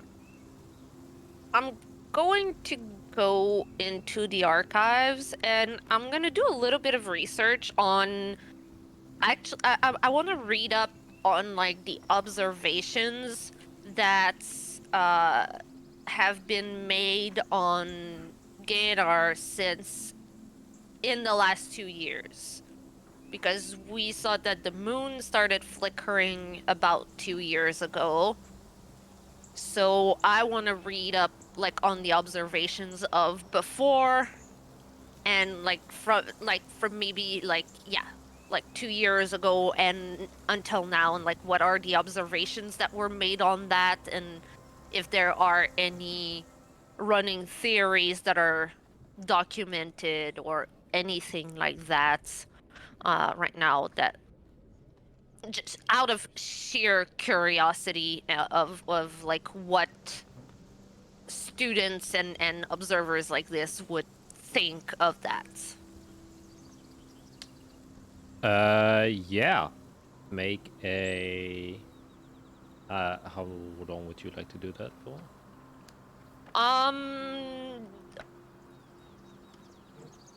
Probably for like 4 hours. All right. Yeah. Yes. Ooh. Yeah, it's a lot of books and a lot of different stuff. This library isn't as well organized as the Zephyrus archives that you've, come gotten used to, and so you feel that you were a bit spoiled there. And so many of the research things here are just really just handwritten notes or like papers written by students and just, archive for the purposes of archiving. And so it's a bit of a hassle to go through just the notes and trying to find relevant pieces of information. And yeah, and with that, unfortunately, you don't find anything specifically about the past 2 years and the flaring moon. Well, I would probably walk by Fiera at some point and try to say hello to her, and she's just ignoring me completely. Yep, I do float a book in front of you that has like a notation while I'm reading another book of Fey Gateway, but then there's essentially no writing, it's more like a drawing, and then it floats back down.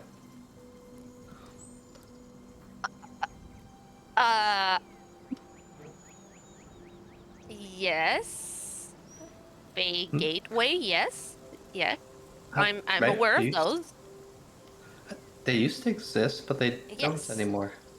No. We lost the connection to the Feywild. But where's the gate? Was it a physical gate? Was it a representation of a gate? Was it a tree? I believe the gate wasn't. Hold on. Where? Isara's gonna start thinking back on her teachings with her mentor to try to remember what he said about this, to see if I can remember any information about that. Yeah, make a check. History. I'm much better at history than investigation. That's better. 17.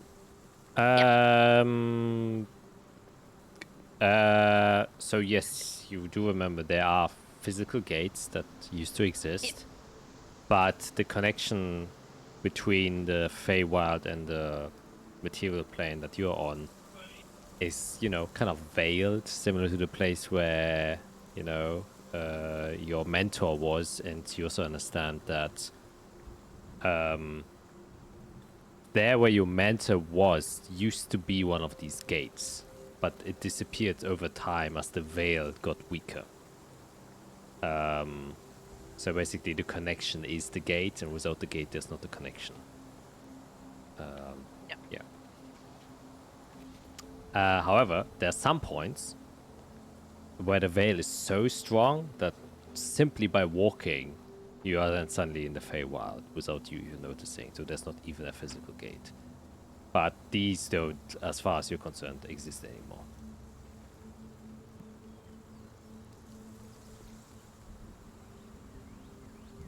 Interesting. So yes, there are. Whenever I step into the mist to move myself away from battles, I somewhat channel the energy of the Fae to use that connection to nature that I have. It's hard to describe. It's the one little piece that I've understood enough that I can Right. recreate, and that's what I want to study. That's what I want to delve Because it used to into. be a stronger connection It on used to our. be on our side. Mhm. Whenever the first elves came, we were coming directly from the Feywild. And our connection was extremely strong because we believed in nature and we were connected with nature and we communed with nature. And over time, our connection, dwindled, and then the lichness arrived and our people converted to the light, and our connection to nature lowered and lowered, and Mhm. that faith that we used to just became smaller and smaller and smaller, and our connection with nature got lost and lost and lost and lost, and basically that's what I'm trying to, Right. I mean, it makes sense because yes, if the theories are correct, then a creator is the one that made the Fae. Sylvis most likely. Well, even above Sylvis, as I open my list here, where's Sylvis on this thing? Sylvis, how do you spell Syl? Yeah. Yeah, it was the Dominator. Mm-hmm. Well, Yep. Sylvis was under Basilius Vicarion, all the Yeah. Dominators were. But Mm-hmm. there was another that we found, Lady Creshere. There we go. Cursory. Yeah. Creshere. Yeah, she Yep. may have made the Fae. Yes. The elves are Mm. matriarchal. It would make sense. Yeah, because I see all the keepers, the daughters, the sons, Yes. the heralds, Yes. Yes. and we're all day. Who knows? And you know, the Fey court used to be our strongest connection to the Feywild, and they've basically disappeared as well. Which is kind of why I'm trying to find if they are still around, or where they would be, or where would be their resting places, or anything that could help me connect to the court. Right. We found a tribe that is followers of the court, so that is a big step in the right direction. Yeah, it's But just everything's lost, so it just yep, needs to be found. so yeah, so that step into the mist that I've learned, I'm trying to see how I can I'm trying to see how I can channel this to perhaps move into different planes with it, because I do come out. I transition between planes when I move. I just haven't learned to stop. You know? It goes Yeah. so quick. It goes so quick. I don't even have the time to think about stopping in another plane. And that's what I want to, learn to harness. Well, I've read a number of books, and it seems like that's something that is near impossible, but possible. Yeah. Yeah. Yeah, I guess if you guys are up for it, before we leave, I might experiment with something. And then we can go. But I'll probably need you both just to. I don't know what's gonna happen.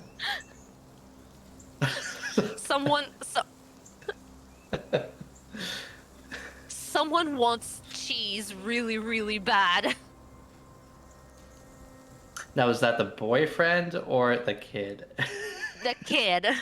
Okay. The kid. He's having Could've his been clever. bedtime snack. Oh. Oh my Oh, goodness. He jeez. wants dad to play a trick on him. Oh yeah, I see that. Yes. Because Wow. whenever he always has a snack, and whenever he's done with his snack, he's always going to ask for cheese or something, and he wants us to play a trick when we give him the cheese. A trick as in a magic trick? Like, haha, play a prank on me. Wow. Mm-hmm. Yeah, It's prank not really me. a prank if you It's not ask that. for it. Yeah, but he It asked to still be is for a pranked. kid. Yeah. It's Just throw the cheese on the floor. Like, here you go. Eat it. Eat it. That's so cute, funny, and just absolutely weird. okay, sorry. Okay. It's a We need to ready kiddos. to leave. Yeah. We probably are Yes. going to have to go wake up Ira. He's taking a nap. Oh, jeez. Yeah. We can give him a little bit of time. Yeah. Okay. Alright. Well, 4 hours pass. I still haven't found anything. And technically, still have 4 hours before Fiera's gonna do anything. Staring at forks. Yeah. It's like, how many points does this fork need to have? 2, 3, 4, 5. So yeah, anything else you would like to do in those 4 hours? Otherwise, you just jump ahead. In those 4 hours, I would probably try to find a window and go fly around. Just have a little fly around for a couple hours to just see a little bit like what's around and just, clear my mind and think and kind of meditate while everything is going, while Eric is sleeping and Fiera's going crazy in her books. With her forks. Yeah, you probably wouldn't go too far out, right? No, I wouldn't go too far. I would stay within like a couple miles, but I would just fly around, maybe up, down, and just like maybe perch up on a branch near the academy or just do bird stuff for a couple hours to kind of meditate and Yeah. Yeah, I mean, you have a nice fly around. You do see there's like an owl's nest on top of the tower, where there seems to be an owl who has made himself a home there.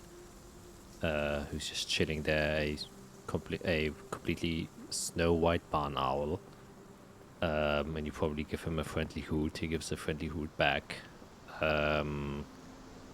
And yeah, the vicinity here seems very peaceful and friendly. You also see the shimmer of what seems to be a veil that is covered, that is covering this tower and the immediate vicinity of here. But you've been notified of that from Tanaria.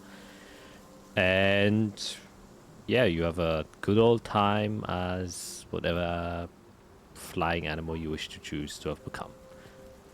And with that, probably an owl. probably an owl. That's why you get a friendly Probably hoot. an owl. Yeah. And it was that. 8 hours pass. It's 6 o'clock. The sun starts to descend. And that is where we're going to take our quick break. So we'll continue this shortly. See you then. And we're back. Please like and subscribe for deep roleplay. Please do it. Please. We have to keep this channel alive. Like it's dying. Alright. So, day is starting to end. It's 6 o'clock. The sun is setting. Fiera calls you all together. And she has a mischievous smile on her face. Okay. So I'll bring him to the archive. What was that? Is that He's- literal gremlin? He's finding all of the reasons possible not to brush his teeth right now. Wow. Oh, jeez. You know what it is, Matt. You know what it is. Yeah, good news is when they get older, you can kind of just look away. So yeah, that was his cool glasses that he just put on to show me, and he's like, Yeah, "Look, I it's look more like an important to look at alien." those. Yeah, Yep. those look cool. Okay, Are those goggles? sure. Yes, they are pool goggles. Ask your question no Yes. further. Nope. No. Good. Yep. Anyways, Right, so- transportation, yeah, teleportation fun. Right. Well, first, I'll bring you both to the archive. So essentially, I need you to watch me. I want to see what happens. I think you both saw me use my new ability in combat, where I could essentially just make a spell work no matter what.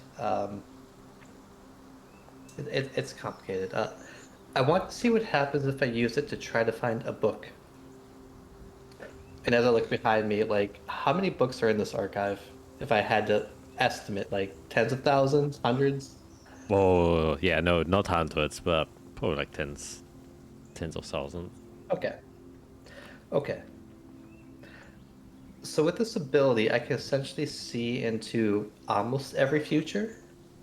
So I'm wondering if I can find the future where I find the book, and then instead of looking for it myself, I can essentially just go to it. Or see what happens. What I expect to happen is I'm going to see thousands of futures in an instant, and you two are going to see me go walk and grab a book. But I don't know. Or I might just cause time to... Look, I don't know what's going to happen, but I want to see what's going to happen. Is this an experiment that we should be telling someone else about in case something bad happens? So that we don't get, like, shunned? I have been told that magic's against the rules. It's not so much against the rules, it's more just like, if you do damage to this guy's archives... I don't think in any future I would do damage to the archive. You're looking into infinite futures, including the one where everything goes catastrophically bad. I will see those, and I'll try to avoid them.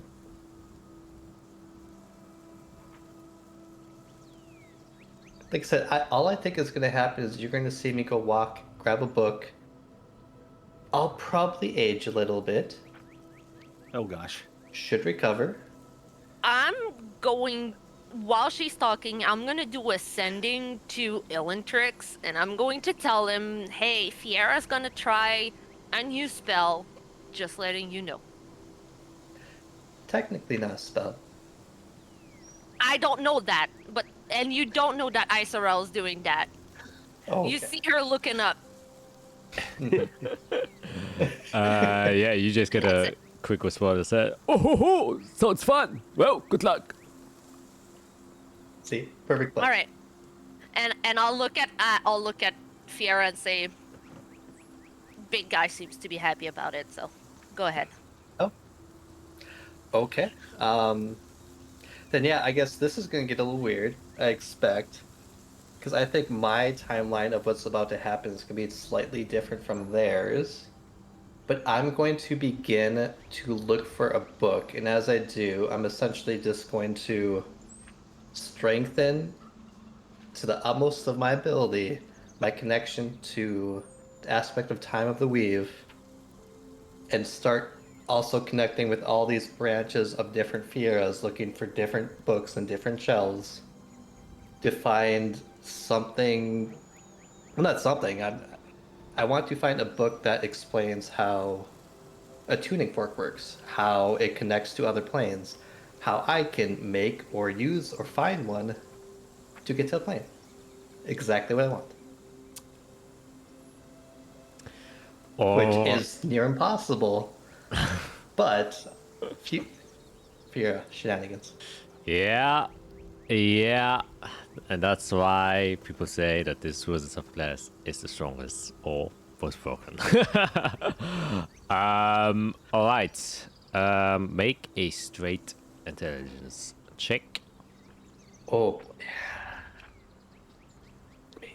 Okay. Intelligence. Yeah. Oh boy, that was the 2.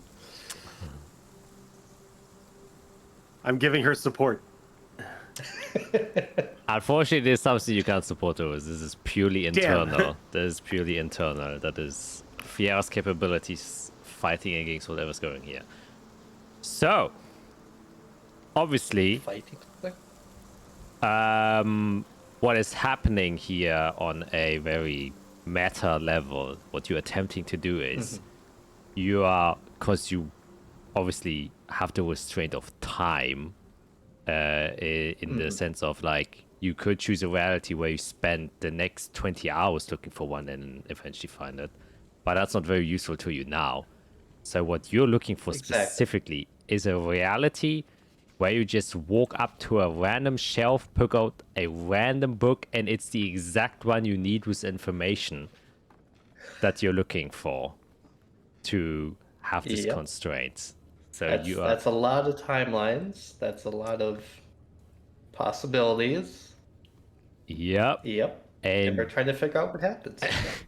And you're sifting through all these realities of where you just commit and you just step forward, and that's what you both see. Eirik and Israel. It's just that obviously Fiera, you have to do an action in order to choose a reality you want to take, that you go on. However, as she's like stepping forward, you can see like after images almost like shadowing outside of her body, almost as if she's like splitting into multiple versions of herself, but they disappear only like a few centimeters before they leave her. And so you just see this weird shadowing image of Fiera that is kind of splitting off in space itself, and there's no solid version of her left anymore, as she's trying to look through and comb through any one of these realities where one of them manages to find the right book that is inside of here, assuming obviously also that the right book exists inside of here. Which is the bad part. However, as this happens and it shudders, there's one distinct thing that you kind of become aware of, or that you notice as you're within this weird state, because your mind fractures. It's impossible for one consciousness to be aware of everything that is going around you. And that's where you notice the strain that this power has on you, is that you are quite literally trying to spread yourself across all of these realities at the same time in order to make one single choice. And that's where the exhaustion comes from when you use this ability, because it's so straining. And as you are doing this on a task that takes longer than 6 seconds, you are spreading yourself further and further and further, to a point where you realize that one of the concerns you weren't thinking about is how you're going to get yourself back together once you've fractured your mind to such a degree that you might be able to lose yourself. And so as your body is continuing to walk forward, you then suddenly realize this fear, as you are now, your consciousness is split up in hundreds of thousands of different realities, each going to separate books, and you're feeling yourself drifting away. And Eirik and Israel, you see that Fiera is starting to like shift, and then almost starting to get a little bit transparent and a bit incorporeal as her own consciousness is being taken away. What are you trying to do, Fiera, to get yourself out of this?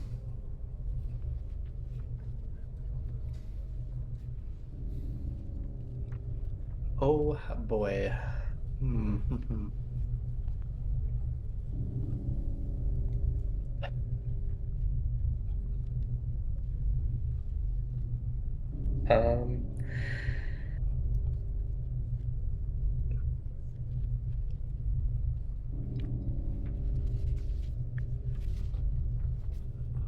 Yeah, these are just.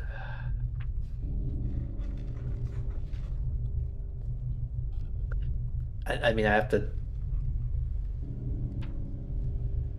If I spread too thin, then I might just disappear.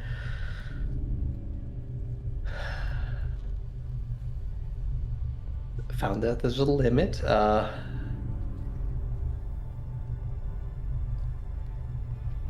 mean, I have to pull myself essentially back together,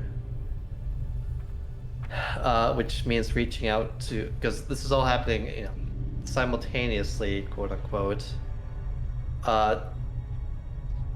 With myself, I mean, they would all have the same consciousness. Oh my god, this is complicated. I think if I have a, are they all different? On the same? Do I have a core identity? Oh my gosh. Okay, I would try to almost like stop in place and just see what happens with, I guess, one of me, because now there are thousands of Fieras in a moment. All right. So one of them would think to just like stop and freeze in place and not even think, not move, almost like take away choice in that moment. Okay. Then make another straight intelligence check as you're trying to will yourself through pure force of magic to concentrate your will into one that just, you know, stops. A 21. Pretty good. You see the shifting of Fiera. I reckon Azathia as this continues to go, and then it starts to get a little bit slower. Her red hair starts to lose color, but then you notice her entire body starts to turn black and white. And the shifting, almost like as if you just press pause on a TV button, just freezes. You can still see like 15 different Fiera versions kind of coming out of her, but basically just pause, and many of them are like half transparent, and like I said, they only kind of go a couple of centimeters away from her actual body, while Fiera, you do pause and then you kind of jump into the eyes and perspective of one of the Fieras. However, as you kind of just stand there, it is completely cold, bleak, and dark. You can see the vicinity of the library around you, but it just seems different. It seems like almost like when you use your power to kind of stop time, and it's just black and white, and you can feel your body still, almost like a freezing temperature, and you've got no idea where it's coming from. And then you see in the distance suddenly that there's a large, big black crack that appears. And then suddenly the bookshelves and all the books and papers inside of there start floating inside of this rift.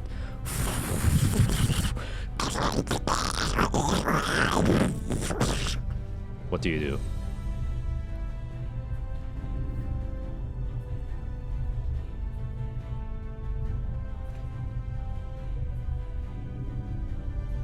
What do I do?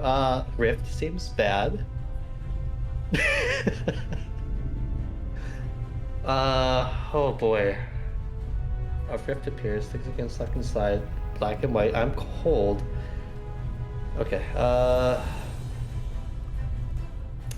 mean, I need to try to close the rift, right? I assume my connection to the weave is essentially overclocked. I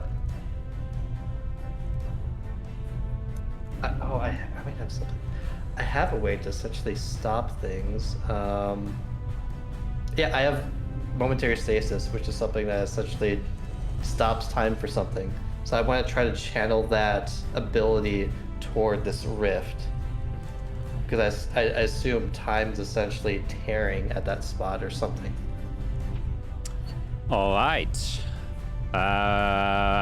Yeah, make another straight intelligence check, but with advantage since you're using your momentary stasis.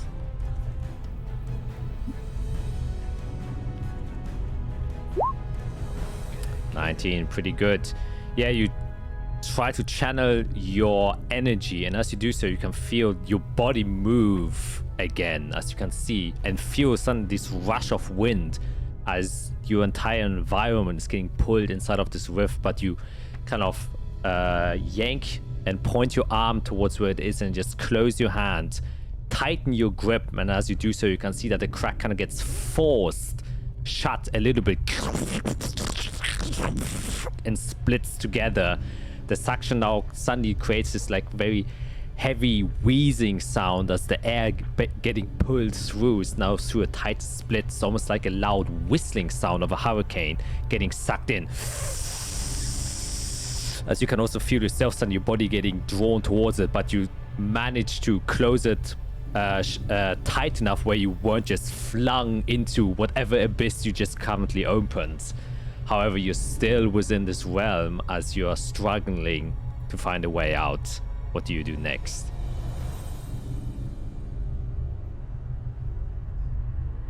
If I look behind, can I look behind me at Azrael and Lyric? Are they moving? You can attempt to. As you look back, it seems like you're the only one here. Where can I? Am I like in the shadow weave, or like can I tell what? I don't know, not state I'm in. Yeah, can I tell where I am essentially? What's this black and white cold world? You can make an Arcana check, but doing this right now to analyze your surrounding might risk that whatever is happening can further escalate. Oh Jesus! Oh Jesus!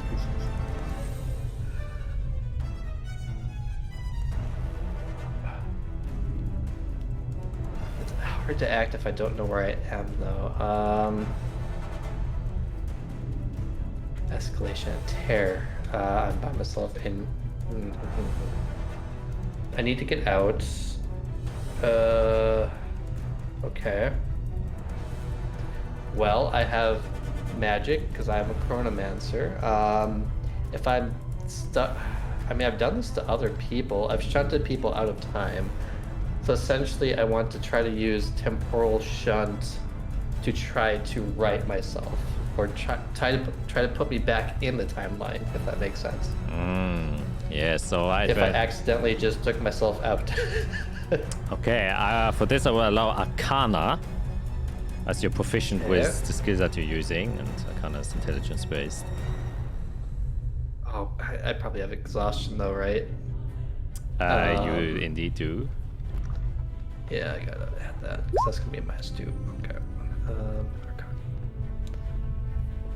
Huh?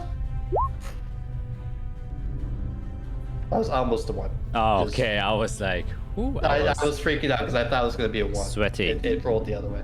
Yeah, you're trying to shunt yourself somewhere else, and as you're doing so, you can see that the space around you starting to tear apart as this rift suddenly, as you're releasing your grip on it in order to try and yank you somewhere else, and as you let it go, you notice instantly your feet get pulled away from you. In that moment, you can hear a cacophony of what sounds like almost whispers on the wind going through your mind, and you realize what you're doing isn't strong enough. You can't chrono shift if you wish to.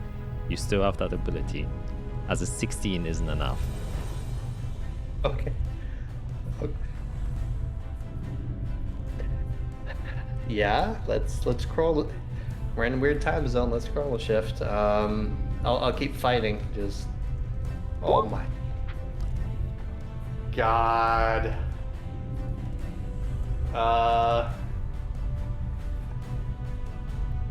That's a 2 plus 5. I rolled a 2. That's a 2. Oh my god. So what happens is, as you just get yoinked away, you try to shift yourself somewhere else. However, you do get shifted. You feel a phase in your body. However, you accidentally bring yourself to a reality where you're further down, already through the kind of crack as you see the library disappear all around you, getting shattered in this black space, at which point you can feel almost like these black shadowy tendrils just grab your body and tearing pieces of your body apart as your consciousness is getting ripped away. Make a death saving throw.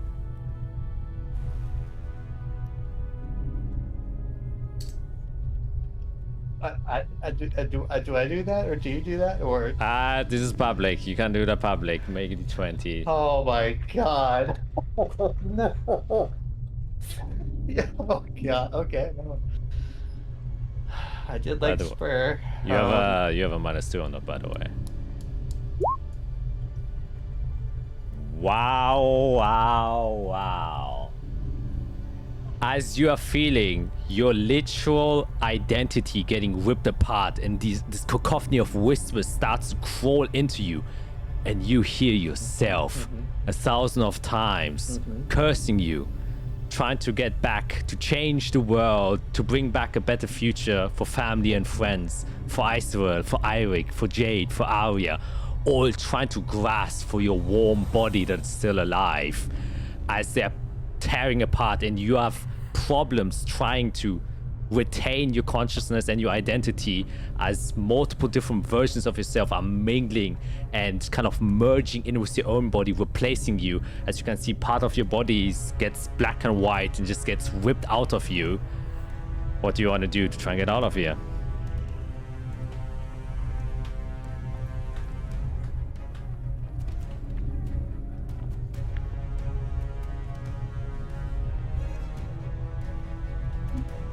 Die. Okay.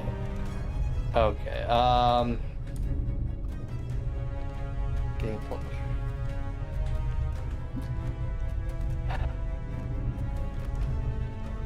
It's a great question, Jack. That's God.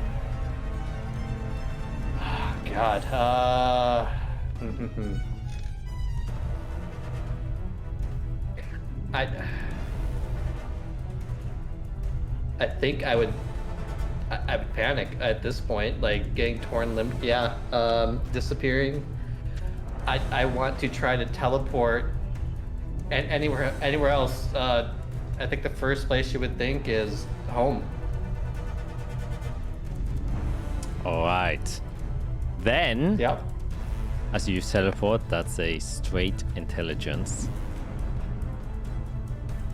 Actually, before you do that, Oh, do a history check to see how much you can remember from your home, and that will decide whether or not you get advantage or not. okay. Yeah. Oh my god! What are you doing?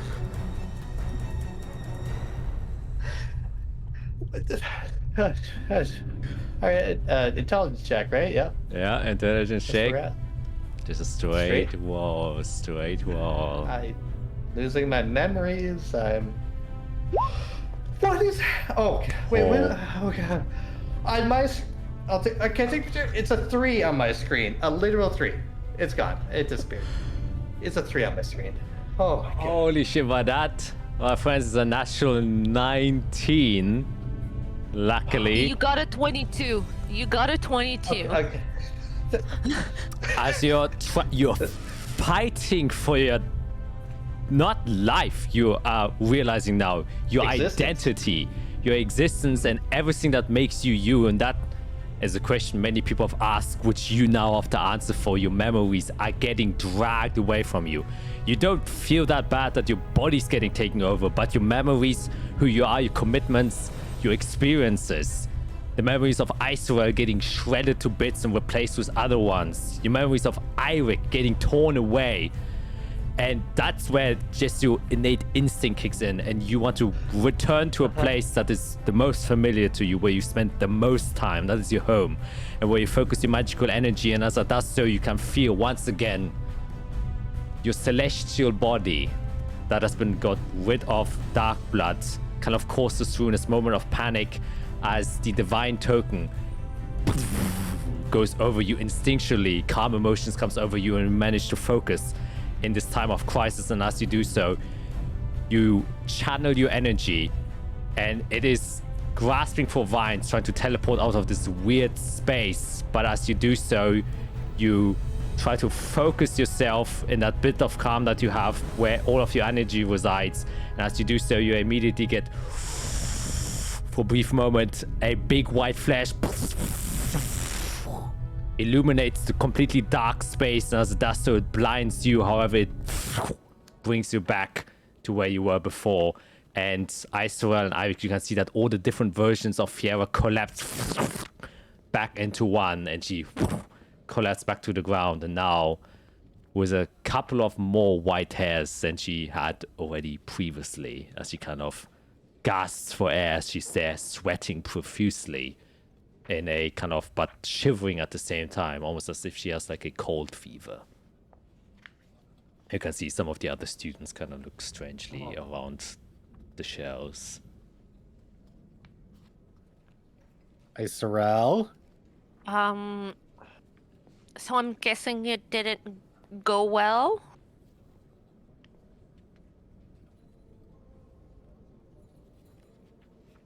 I could not find the book. I'm gonna drag her away just in case a rift opens up again or something. Just out of harm's way. Yeah, as you do so, you see one of the students that's like walking by, like carrying a bunch of books. Just reorganizing things, going by. It's like, is everything okay? It will be in a minute. All right. Okay. We cleared it with Elentrix. Oh, it's fine. It's fine. We're very sorry. Oh, no, We're no, very I sorry was just- about the chaos that it just happened Just here. Wow. need a moment or... All right. Okay. Well, I was just making sure that you're fine. I mean, a lot of weird things happened here. You fell to the ground. I was just making sure everything's good. I mean, I'll be honest, I thought I died, but... You I might want to think look I'm into here. a mirror. There's definitely one more wrinkle here, and your temples, they're graying. Should I get you a chair? That's... No, she's good. All right. Playing with time, those kind of things. Oh, yeah. But Okay. thank you. No worries. And he kind of goes away, and as he does so, he kind of he stumbles a bit over one of your bags that kind of fell down, and as does so, like one of the books that he's carrying kind of falls off the pile, and as it kind of spills open in front of you, you see, No. as coincidence has it so, you immediately see that there's a tuning fork, a kind of weird Oh my... drawn thing that just randomly lands in front of you, and he says, "Oh, sorry." And then he kind of picks up the book again. No, I don't know if somebody else touch it. Yeah, please. I'll take that book. All right. That is not a future I saw. All right. My name's Dave. Wait. Nice to meet you. Are you? Hi. I kind of get my staff ready. Fiera? Are you What? from here? Yes. Or are you from there? I'm from the desk. Can I insight check him to see Yeah, if can he's from insight this check. world I was from? Yeah. Gonna inside check I'm just Dave. holding book, very confused. And I just staff ready. I'm just looking back and forth and like, The runes start to... Oh my god! oh my god! Oh, that's so funny. I'm not making another check for like 2 weeks. I'm done. Do I attack him? I don't know. Well, okay. Just because you rolled low doesn't mean you Yeah. immediately assume the worst. But the exhaustion kicks I'm in. You have an extremely strong migraine, almost as if Okay. thousands of consciousnesses were wrangling for that brain. And And you kind of drop to your knee, and it's like, all right, okay, I'll just get a cup of water can for you go. guys. Okay. Well, I'm gonna keep an eye on you. Uh, Are you? Unless you're, just go. and he just leaves. Okay, I've learned I have limits. I'm tired.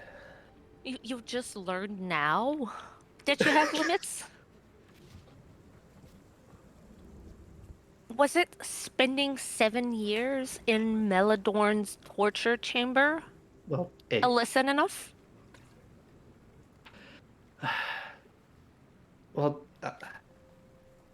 I did ask for that technically. Okay. All right, now I have the book. Let's go sit down. I don't want to make a roll. Maybe Let's. we do that tomorrow. Some would say you asked for this too. Let's be real. So you're looking at fork things, right? Yes. Okay, let me take a minute and look through that book to see if I can find the information you're looking. You're looking at a way to connect to the other planes, right? Making a fork between Yes. our plane and the other planes. Oh, is that what it meant? Not like have a fork from. Okay. How about you read it? I'm gonna. Yes. it. Give me a couple of minutes. I'm going to look into this and see if I can find the diagrams you found, and see if there is anything that can help you in your research. And I'll take a couple of minutes to kind of look over the book and see if I can find the information Fierro was looking for. Yeah, make an investigation check. Please be good. I mean, it's very on par with us. Yeah, it's just a whole bunch of arcane jargon that you're like, yep, I can't read half of the shit. Okay, It's the end of the day, right? There's not much more we're going to do. I can't teleport today. Oh, okay. Okay. I may have to use a lot of spells to get out of there. Okay. I'm gonna send another message to Elentrix, and I'll say, quick question, is it okay if we borrow a book for a couple of days? You get an answer, say, Oh, just go to one of the scribes. They will copy it. Cool. All right. I just spoke with Elentrix. I'll have this book copied for us, so you can look at it through it when you feel better. All right? I might go find a dark room and not think for a while. Good. Let me go find a scribe now, and I'll get this sorted out for you. No magic until you sleep. I think I'm a staff. My No mage magic. hand comes out. Oh. Yeah. Yes. Now you go sleep. Yeah, I will probably pass out, I assume. well, not necessarily pass out. I think you'll be staying. I get very tired, Jack. Yeah, and you're getting stayed awake by the thousands of screams of your own voice. A To pillow is just over my head, just. yeah. I do like soft screams into the bed. Yeah, and while that's going on, I saw you go to one of the scribes, and they will say if you want this to be scribed fast, it will cost 50 gold. I'll pay the 50 gold. All right. And yeah, they work all night to get the entire book copied over onto a new one, and I guess I can't see what else you would like to do for the day now that Fiera is out of commission.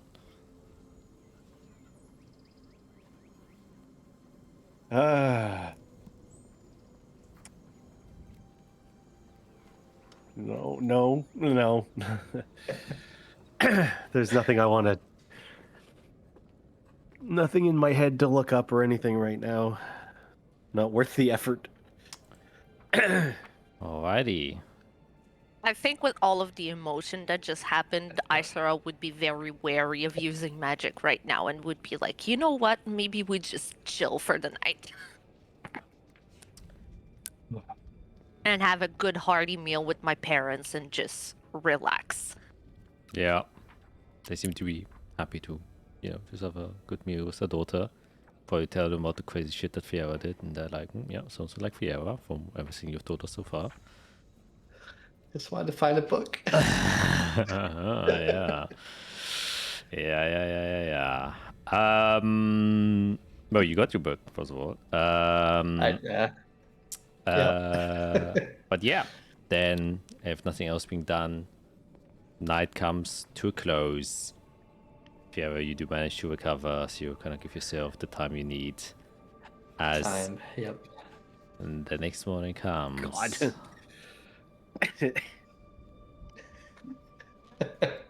And you all wake up, different stages of tiredness, Jesus. weariness. I think Fiera is the only wizard that can die in a library by looking for a book. That would be a new Open one a for me. time For rift, sure. fight tentacles.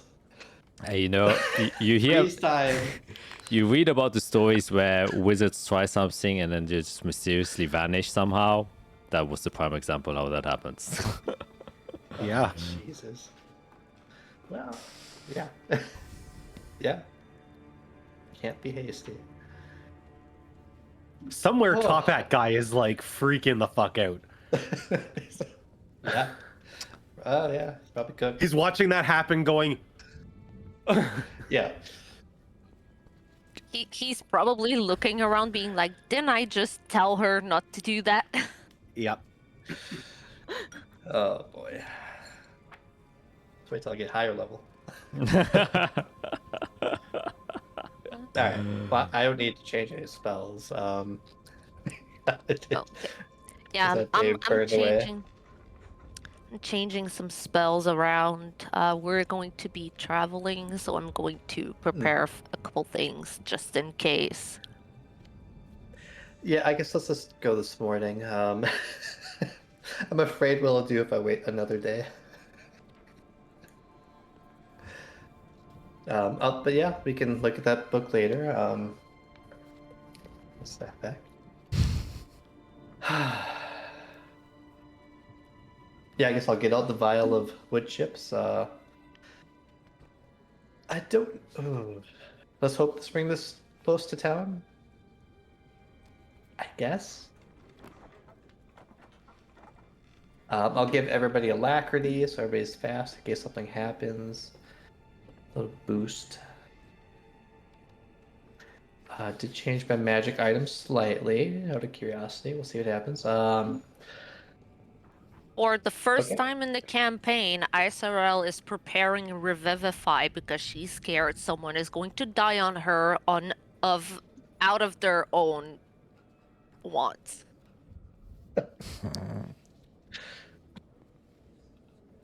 Thank you. Yes. That requires diamond dust. Mm-hmm. That I do Do we have have on that? hand. Right, You I do- do okay. have it. I've prepared it. It's part of the stuff that I have prepared. I can use it once. Let's hope that's all we need. Let's hope we don't need it. Yeah. Okay, well, if everybody's ready, yeah, I don't think I would be scared to cast. Nah, it's fine. Teleport saved my life. Yeah, with the vial in hand, I'll use that as the component and try to teleport us to the Zelanon Woods, I guess. All right. And is that a guaranteed or? I think with a material component from the area, I'll double check. Linked object. Linked objects. Yes, it's a 100% success. All right. Yep, yep. Then, as you brush yourself off from the mental fatigue, you go to your trusty spell that literally just saved your life, and your identity, and yeah, you all gather together, and as Fiera begins to cast, you all feel that you get vanished and just jutted out, and there's once again just this brief, very brief moment where you have to cross through that strange liminal space that is the void itself. Oh, God, I hate it. I'm not asking. Nothing. I said nothing.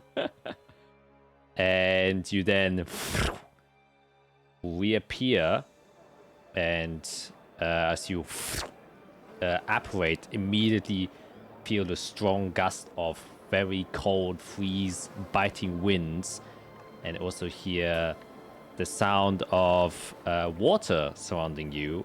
And as you apparate, you kind of adjust yourselves again, but you've somewhat got used to it by now, and you can see in front of you stacks and stacks and stacks and stacks of lumber placed on top of each other, and you seem to be within a lumber yard.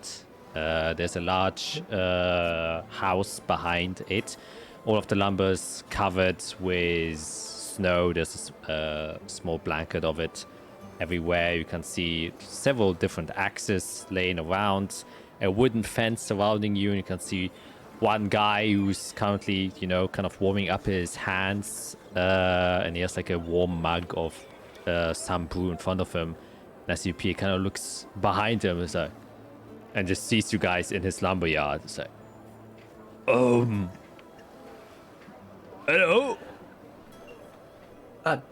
Good morning.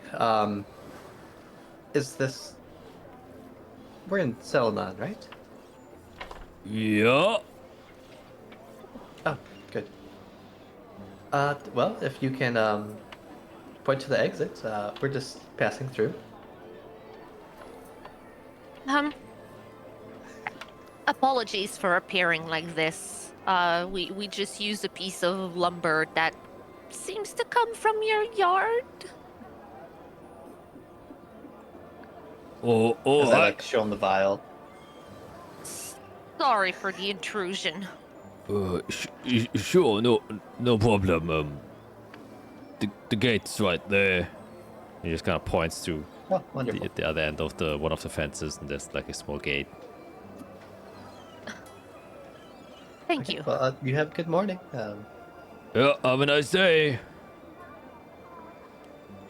Takes his axe. I could probably get a vial filled from a different spot, but that's pretty funny.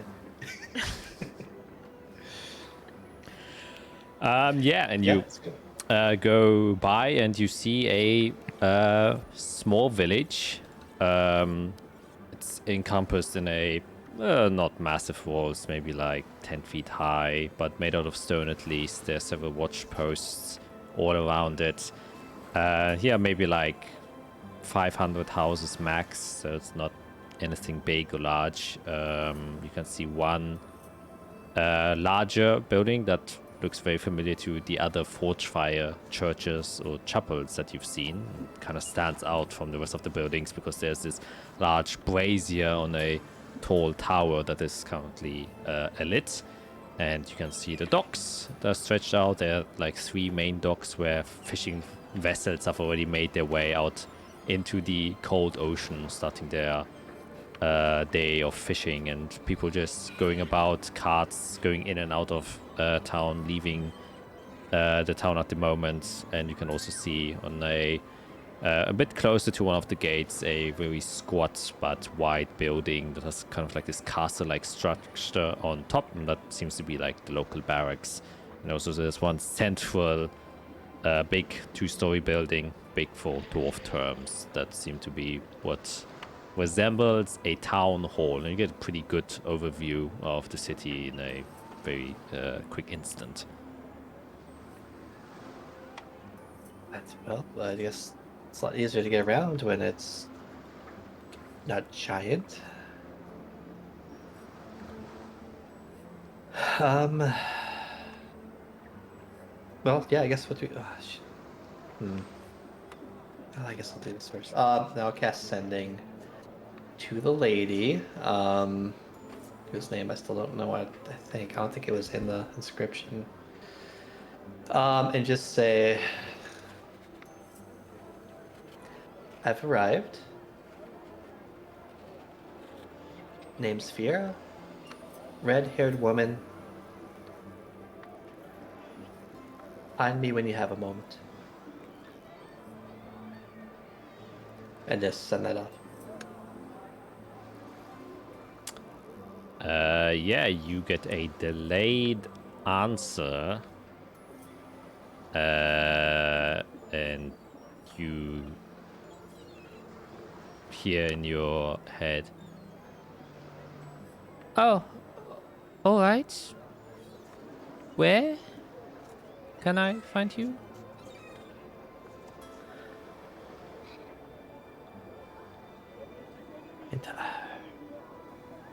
If you're in the middle of town, could you be seen by like every building? Or is there there's like a central walkway, I assume? Yeah. So like I said, it's not a big town. If you would like just milling about in there's a little marketplace, opened courtyards. Perfect. Good. Try to make yourself visible. All right, let's go this way, and I'll just drag them both off to the marketplace, and then I guess cast again. I'll be in the marketplace, and then around town doing business. Maybe a couple days. All right. Well, I guess I'll meet you in a minute then. Won't take long. And you go to the marketplace. You see, smell the very fresh scent of fish, and you can also see most of the market stalls have a lot of fish there. Various sizes: swordfish, normal fish, tunas, some double-headed fish, some weird flatfish, a big variety going here. Big octopi and squids also here. What I need to know is your fish the freshest in Gaul?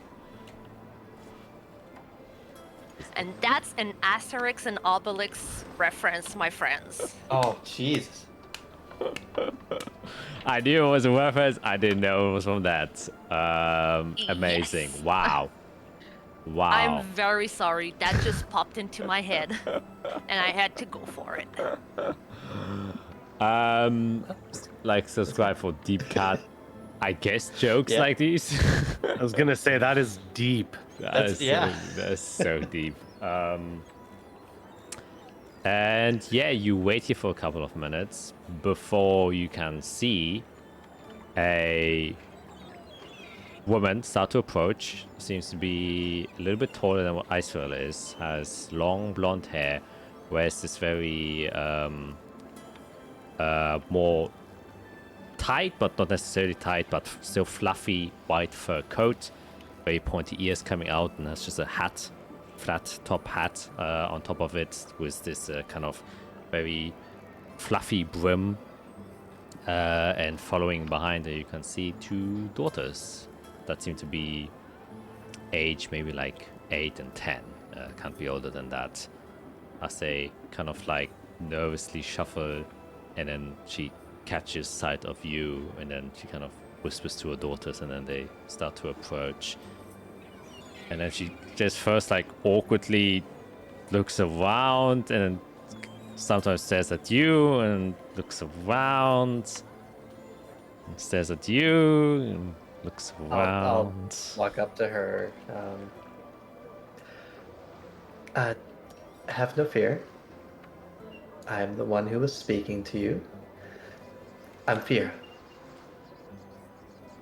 Oh, okay. Well, nice to meet you. My name is Nadia. Pleasure. And this is Linda, and this is Nozaki. Say hello to the nice woman. And I'll say, hello. Hello. Pleasure, Tiba. These are my companions. This is Eirik and Azrael. Greetings. We are what are called the Fate Weavers.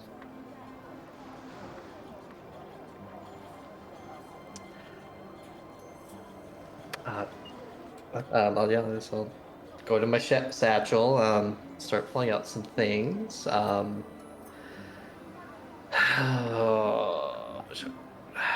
Yeah, I guess first, the wedding ring, which I assume was probably in a box of some sort. Yeah, it was in a box. Yep. I'll kind of take that out.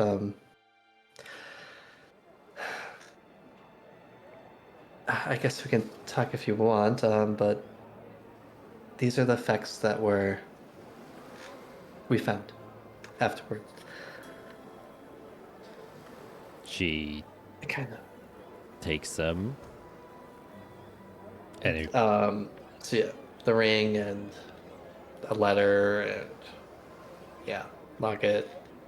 And not 15 gold. I'm gonna put 25 gold because I don't know.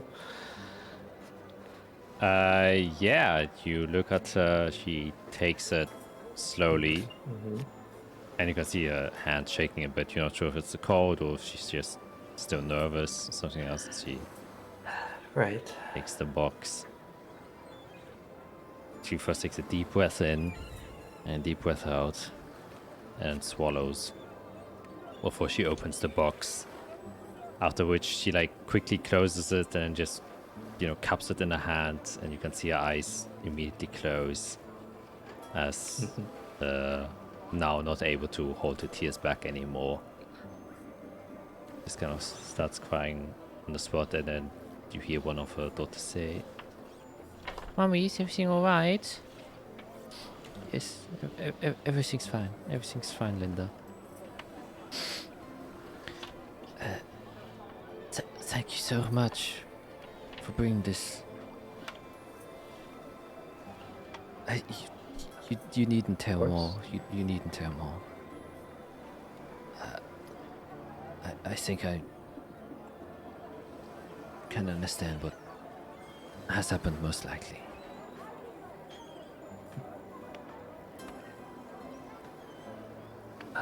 Well, it was only thanks to those items I was able to bring them to you. They had a strong connection, I could tell.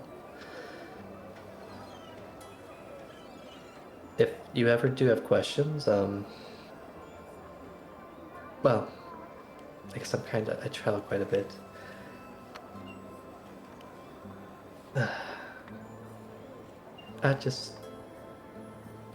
There's ways to find me, if you really want to know. The Fate Weavers, right? Yes. Alright. Maybe when these two have grown up a bit more, then I think I might consider it. Of course.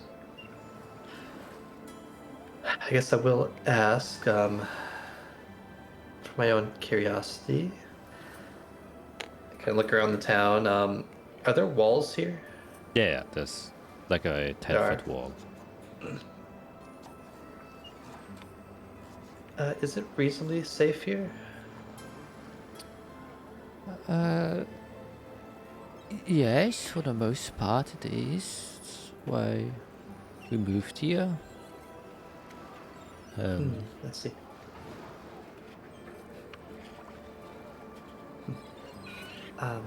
And his name? His name was Barden. Barden Steelbeard.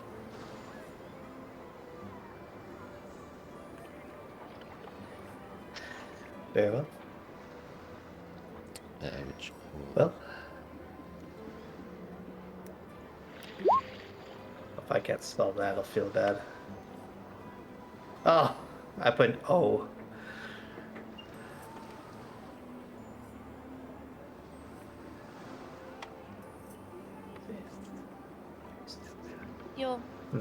allow me, perhaps, and I'll approach the lady and kind of put my hands, like I'll put her hands between mine, and I'll slowly concentrate. Well, it's not a concentration spell, but like I'm just going to kind of use thaumaturgy to kind of create a wind effect that would be almost as if her husband like gave her an embrace, like one last embrace. Yeah. Like a warm, almost like warm breeze. Yeah. Yeah. And then once I do that with her, I would go to the oldest daughter and do the same.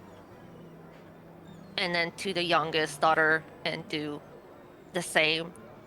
And say, I know it's not going to replace him, but at least he's with you. Yeah, you can see the 8-year-old Nozari, as she was called. You know, she seems to be able to gauge this situation.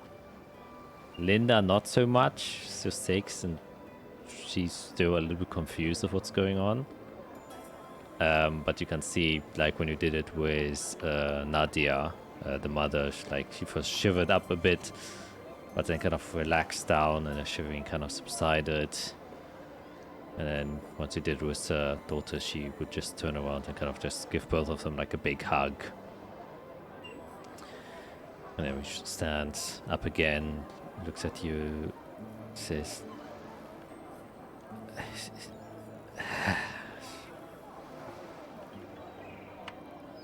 well, I don't have many words to spare, but if you're staying here for a while, please, you need a place to stay. I think I can maybe make some room. Oh, very kind of you. I have my own means. I wouldn't want to, I guess, burden you any further. All right.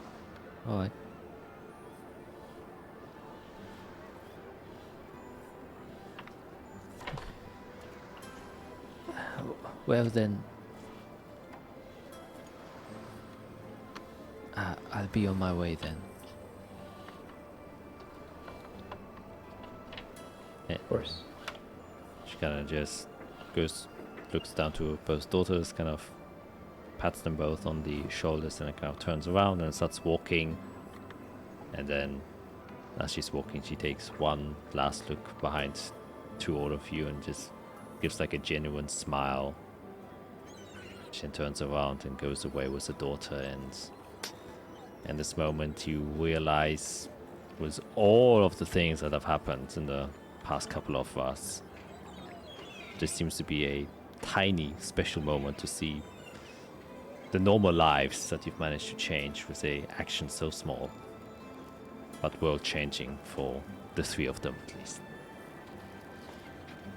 as they disappear into the crowd of tens of other people who also walk simple lives day by day, buying fish and selling fish. Oh, dagger in the heart. I'm gonna summon Glamour from whatever vacation he's on. He has sunglasses on now. Ah! Oh, Jesus. Sorry, not a lot of time. Follow those 3 for me and don't be seen. Alright.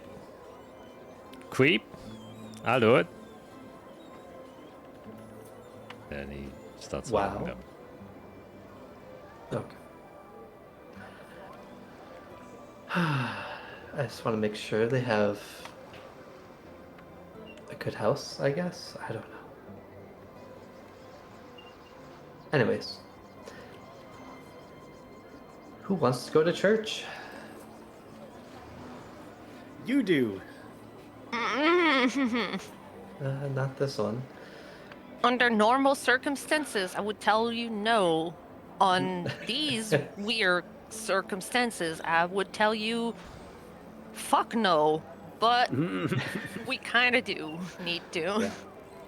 You know, to be fair, I haven't gone to a mass, a talk, a regular service for religious in a long time.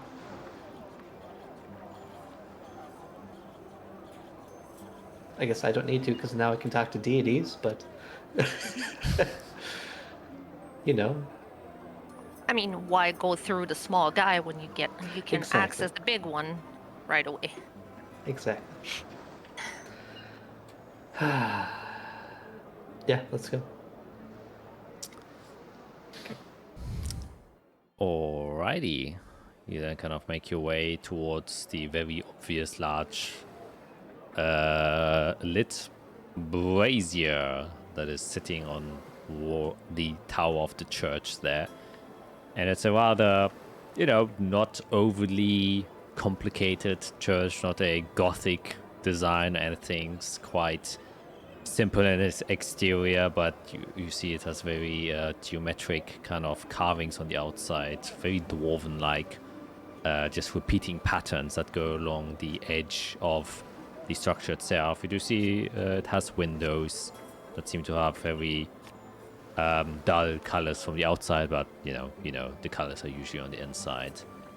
And you see a big double-sided door that, well, there are actually two doors that are there. One obviously for entering and one for leaving.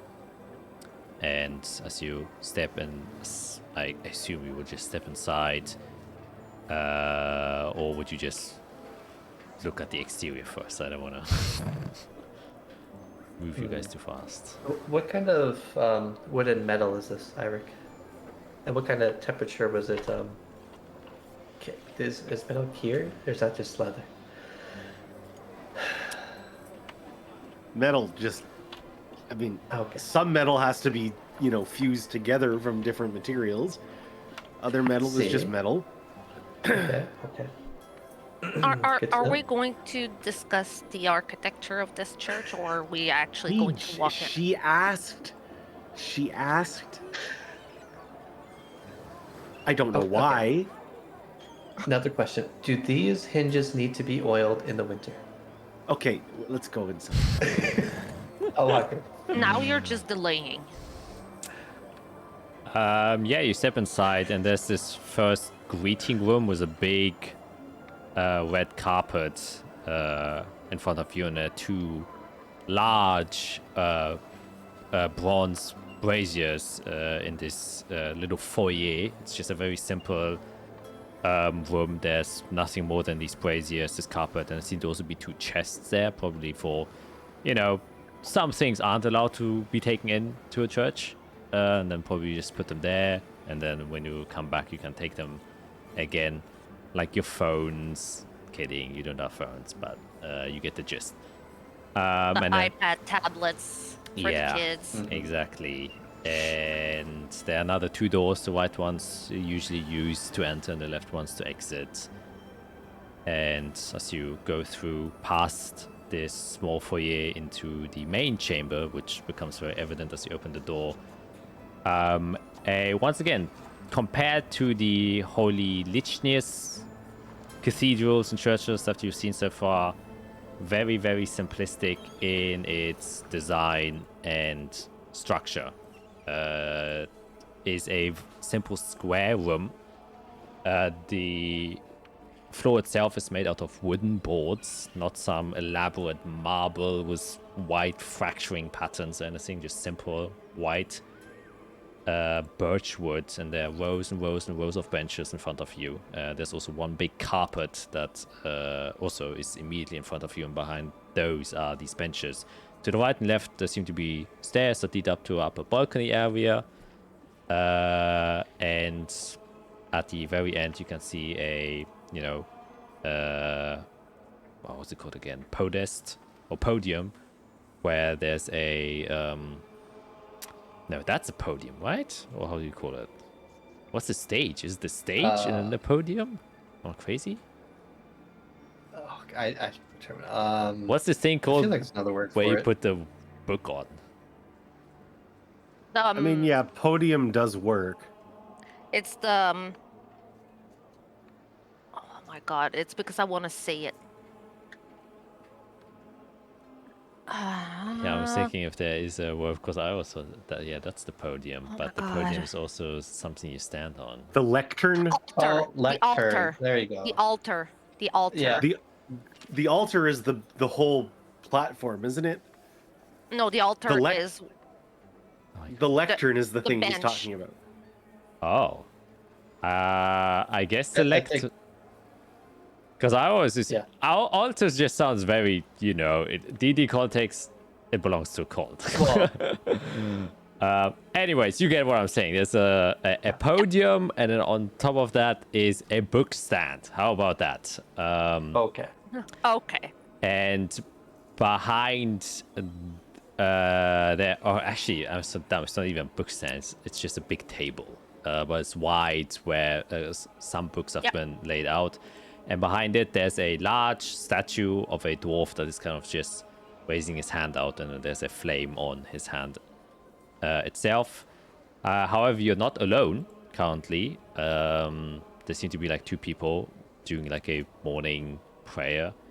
You can see 6 figures, 3 to the left and 3 to the right, that seem to be like priests.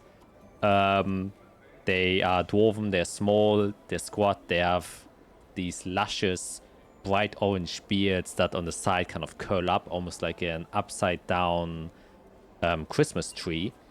And more noticeably, they wear like the classical kind of wine red robes with yellow embroidery that is decorated like flame. On their heads are completely bald. They have like this cup, looks like a small urn, where a flame kind of is on top of it, and they're like wearing these burning caps, and there are like 6 of them, and they seem to be like very gently humming, and they seem like Baptists, people who sing, or like choirs. What language are they speaking? You can make a perception check. There right now they're only like humming, like almost like as if they're It's warming like a up. hymn. Yeah.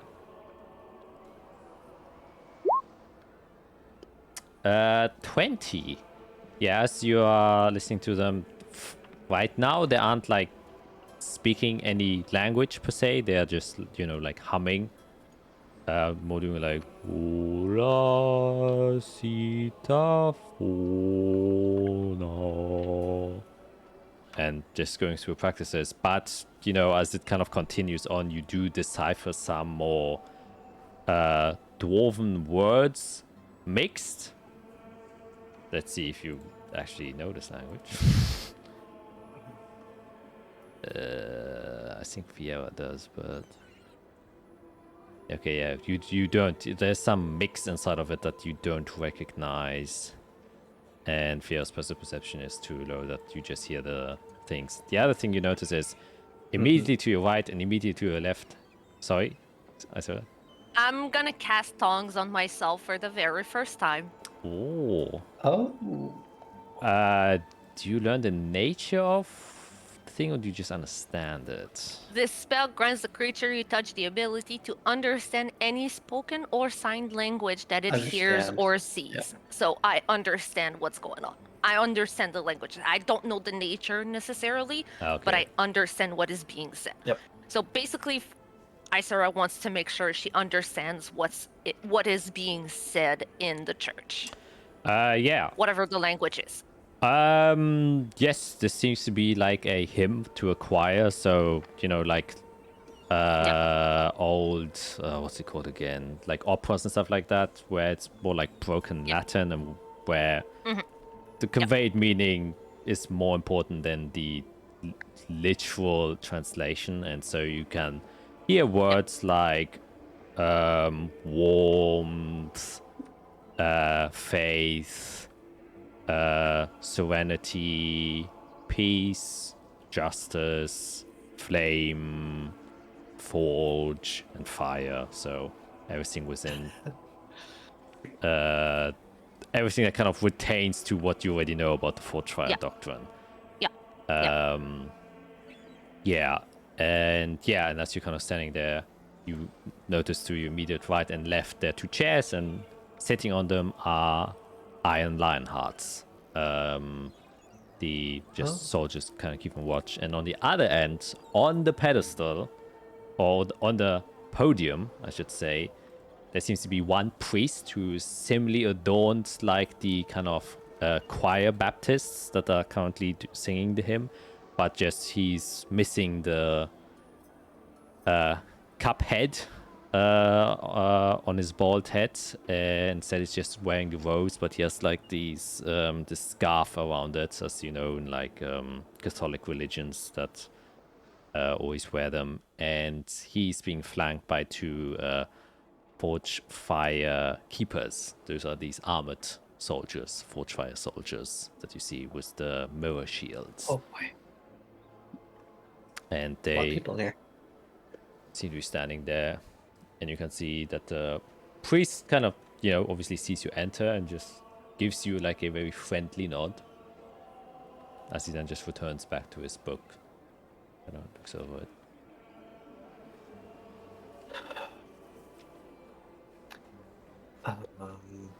So they're not in the middle of something. Those priests are practicing something, and then he's just looking at a book. So it's kind of like a open right now. Yeah. Is the vibe? It seems like they're probably preparing for a morning mass. It's going to happen maybe like in an hour or so. So they're just like getting their bearings, everything prepared for that.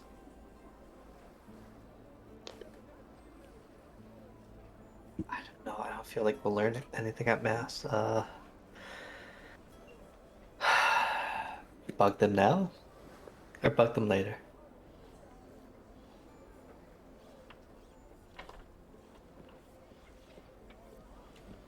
So we're here. Also, what's the distance between me and the? I don't know what his title would be. Flame Father, maybe. The head priest, clergyman. Like 80, 90 feet from the door. Okay.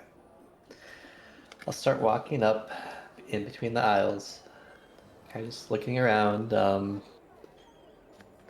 I'm not gonna look at things. I'm blind as a bat with glasses. Be more blind.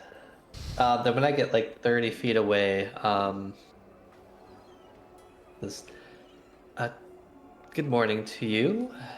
Are you the Flame Father, or am I misled in the titles? As you get closer and you approach her, as you now notice, so it's a bit difficult to tell if they are bald and have a beard. But you then see, she has quite a voluptuous bust to her that's kind of hidden by the more loose nature of her robes. But you can hear her then answer, and she's like, "Oh, not quite. Not a father, unfortunately. No, I'm the local Allforge High Priestess. Who I have the pleasure of talking to?" I am Fiera. This is Eirik and Azarel. We are the Fate Weavers. Came to town for some business, and, I guess religion kind of piques my curiosity, so I thought I'd stop over. And if you have time, or maybe a few minutes, I'd love a conversation. Oh, of course. Always love to spread the word of the Forge Fire to any open ears. That is what this is for. I definitely have some time to spare you. Next mass isn't going to happen in maybe the next hour or so. But if you don't mind, the Baptists are just going through their morning routine. So do not be disturbed by that. and she kind of like Of waves course. to them, and then they just kind of nod to each other, and they start humming and singing with a, like actually starting to sing hymns and songs and stuff like that. As she kind of steps down, but you see that it was one of the Forge Firekeepers kind of flank her or stay with her, so she's not alone. She kind of steps down the stairs to kind of greet you next to some of the aisles. And she just kind of shows to the front bench row to just sit down. Kind of just sits down there. Wonderful. And then do I have it right? Was it Oberyn's Flamebeard from Hasvan? He was the That guy sounds in the right. The That sounds Flame right. Father. Yes. yeah that I talked to briefly. Yes. Yep. Okay. So yeah, I don't know. I'll give her like 10, 15 feet or whatever feels comfy. And just still standing. We actually just came from Hasvan, and I was able to talk to Oberyn Flamebeard for a bit. Wonderful guy, actually. Quite knowledgeable, and well, he was quite friendly to us. So, I guess, have you met him? Oh, yes, of course. He's more in the, how should we call it? He's more tuned with the, Kind of points to the Flamekeeper. military side of things of our religion. How the faith can grant specific boons to those who follow in the worship of the forged flames.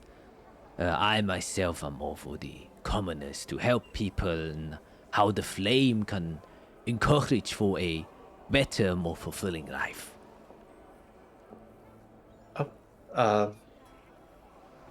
So there's many uses. That's good to hear.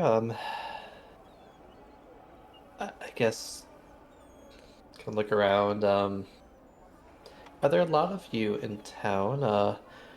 Like you said, he was more militaristic, so there was actually quite a number of them in Hasvan.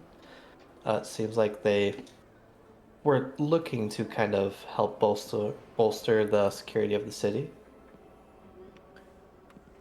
Oh, well, we have quite a few thanks to the great funding from the throne. Zelinon is a humble village, so we don't have as many as per se Hosvan, but we have our own. Like around 20, 24 keepers, that is.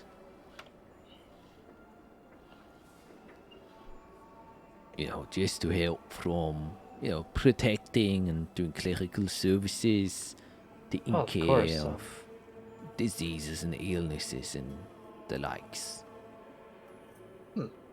Interesting. I've heard the high storms are quite stronger in your parts of the world, so I'm guessing they also help in that sense and making sure that everybody stays safe when it hits.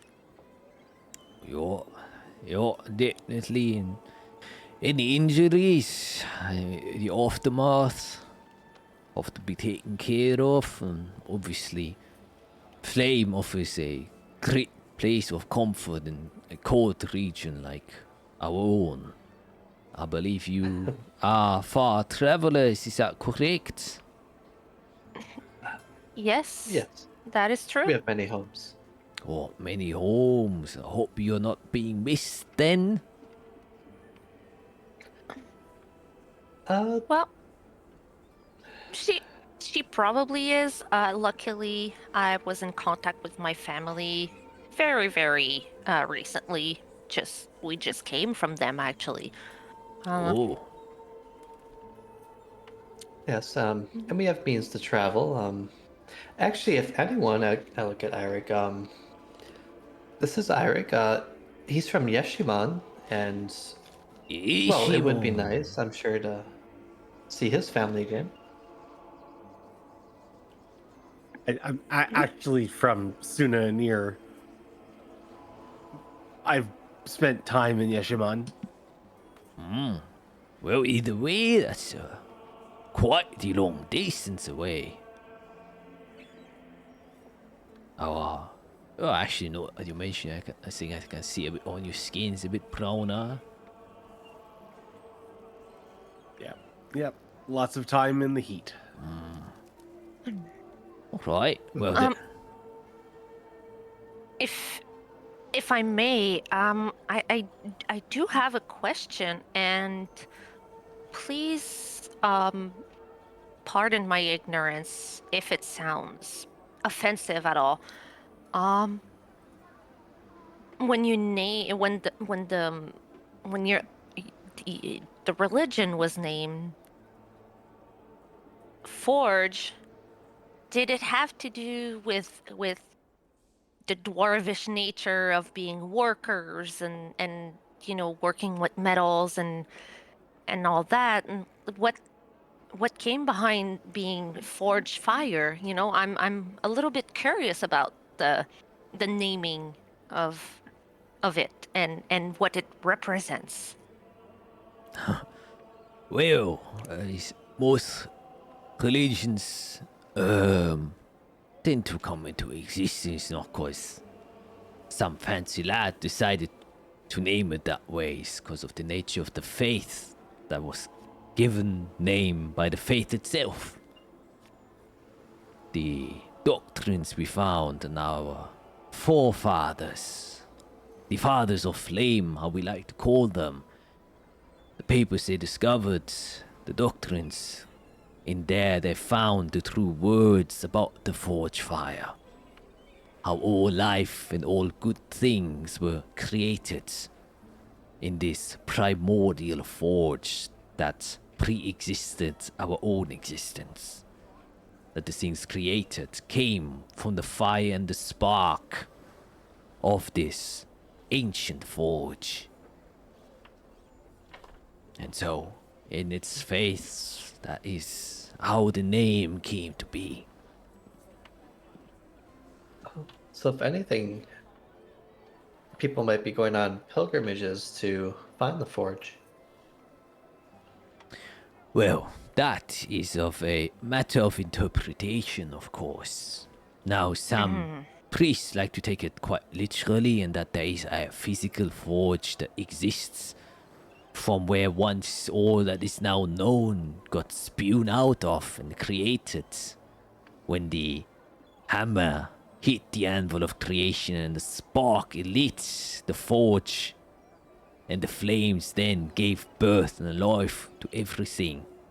But some think of it as a more metaphorical sense, that a greater deity used the forge, and that the flames, the sparks themselves, are the very entity that gave life to everything, and that we all are but the embers of this greater being, and we all share its great presence. A reason why we all exude warmth, do we not?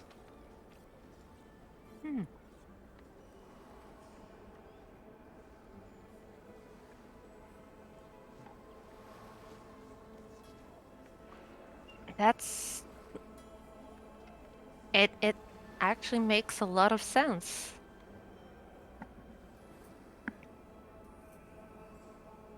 I believe so too. You'll have to excuse my questions. My faith being much more, you've probably sensed it, in the natural ways and nature and all that, but I'm very curious and very eager to learn about the different faiths and beliefs that are around us. Well, I'm an open book.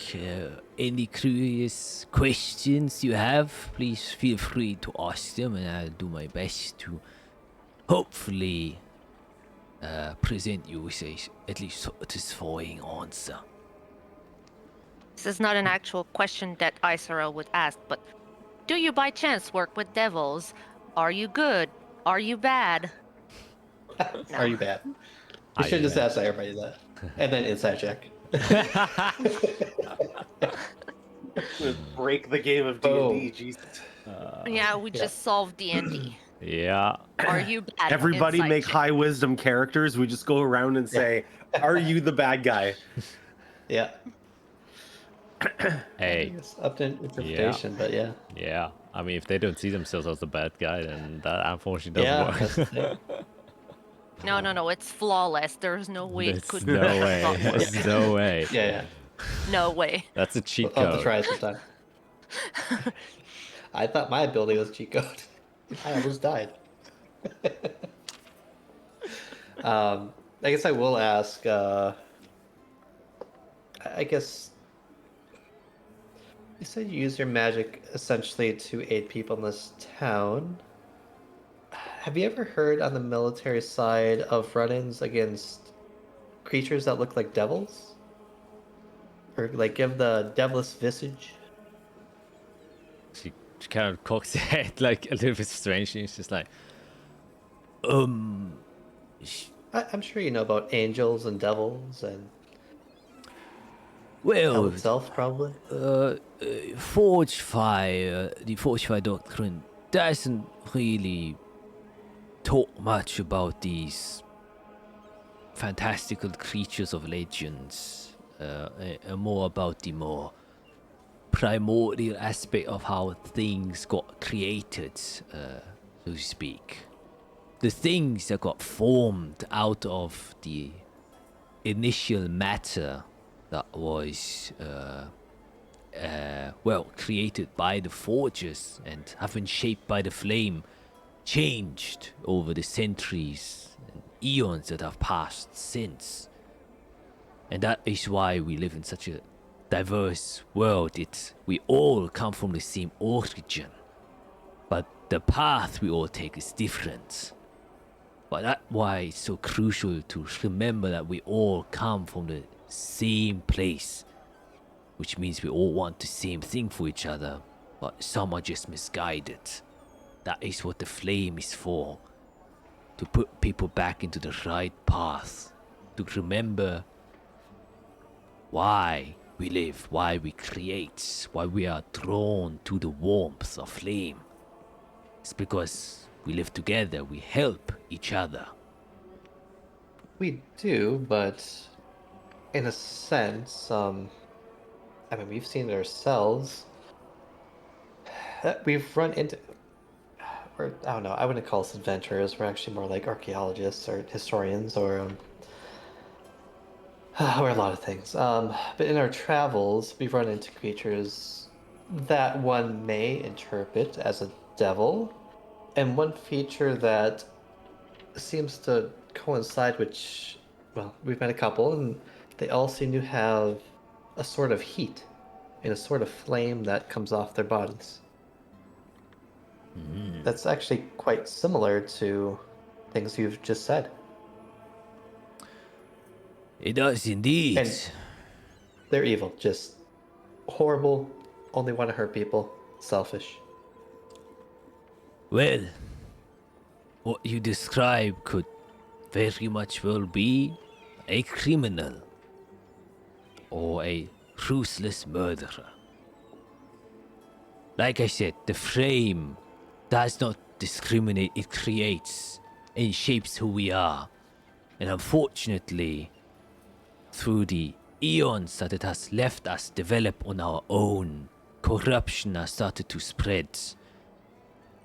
This is a sign for us to prove ourselves if we are worthy of the fire of the forge. If we cannot fight the corrupting fire, those who use blasphemy, to use the power given to them by the forges of creation, to do the very thing that it wishes to prevent, then we of faith must show that we are stronger. Devote ourselves to this way of light, this way of warmth, this way of strength, because we have compassion, and compassion is a warmth not shared by those who use blasphemous flames.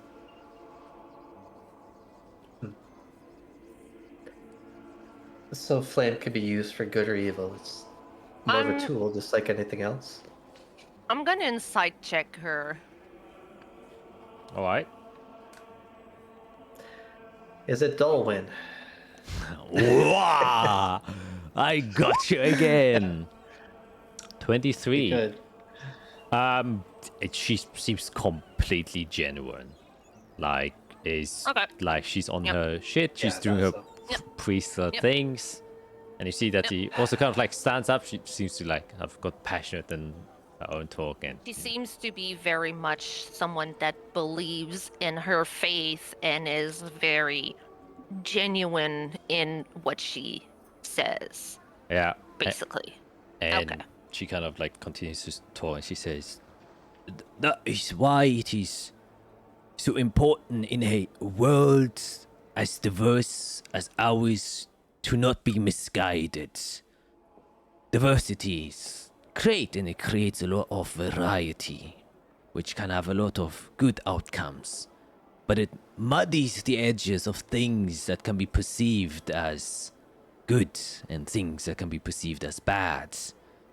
We wish to spread the message of the divine fire, that which is undoubtedly good, and brings with it benefit for all. And so we have, and she gestures to the Baptist. choirs who preach and remind us, day in and day out, of what we do this for, and how it can benefit us. And she kind of just, gestures her hands, and you can Good, yeah. hear the hymn, and it's quite beautiful. It's like this very deep choir, almost like opera style singing that they do, and they kind of go into a more elaborate song. And how long does tongues last? An hour? 1 hour. Yep. Yeah, and you hear once again they're like spreading this similar messages and mentioning words of symbolisms as before, which is often like warmth, comfort, fire, connection, compassion, kind of mix in with each other. And and as they kind of get more passionate in their singing, you all can also kind of in proximity feel like this warmth rise up in your own body. This doesn't seem to be just normal singing. This seems to come with it with some sort of boon, and you feel like this building warmth. As it does so, you can almost feel like your veins bulging a little bit, as though, when you like shake your arms like very strongly and the blood kind of flows inside of there, and your muscles start to stiffen a bit, and you'll have to make a wisdom saving throw. Oh. Anyone Has wants to use my Dolwyn cast wisdom? a spell? Anyone wants to use my wisdom? Yes, please. You were placed, so then the Isra gets your wisdom. Yep. Oh, I'm not Oh, exhausted okay. anymore. Never mind. So that should have been a 20. All right. How do I take this off? Wow. Team. And if I fail, I can choose to succeed. So just let me know if I do. You succeed. Okay. And Eirik and Isra don't, unfortunately, No kidding. as What happened They to me? fucking- Eric failed. well, he's a +0 now. What? Just glazed over, just Aw. As they're talking, and you can once again feel this warmth, and it's boiling, and it turns to a point of discomfort while they are still, giving the hymns and are singing. As you can see, she's still like very passionately singing, not singing, but talking in front of you, and she stood up, but she's maybe like chest height of where you are, Fiera, as she continues to talk and says, This faith has to be practiced with dedication, compassion. People have to truly believe that the fire is going to benefit them, not be afraid to get burnt. That is what most people are hesitant about. You see, you can create many things with flames, and one of the greatest things is a grand illusion. as you can see, she goes over herself and horns twist over. Oh, there it is. There it is. And as it stands up, it's a bulking, devilish man that is standing in front of you. And he says, It seems like you are the one responsible for coming in riches of our plan. Oh, how so kind of you to come right inside of my home. I and invoke the flame. you are incapacitated at the moment. You can't do nothing as the choir has stiffened you up. You can do one thing per hour if you want to do anything. Am I next to Izrael and Eirik? Yeah, you are. Am I charmed? Oh yeah, you would be. So you would have advantage. Yeah, okay, so I would have Yes, yes, yes, advantage. yes, yes, Okay, yes. sorry. Information That would make a there. difference. Nope. Unfortunately not. So that stays same. So that brings It's us back. stupid. I hate it. I hate it. Yeah, I guess I'm I'll angry. slam my staff down and try to put up a wall of force around us. All right. As you do that, you see one of the firekeepers counter spells. Your Oh, I can't. Even if I counterspell, there's how many of them? There's a lot.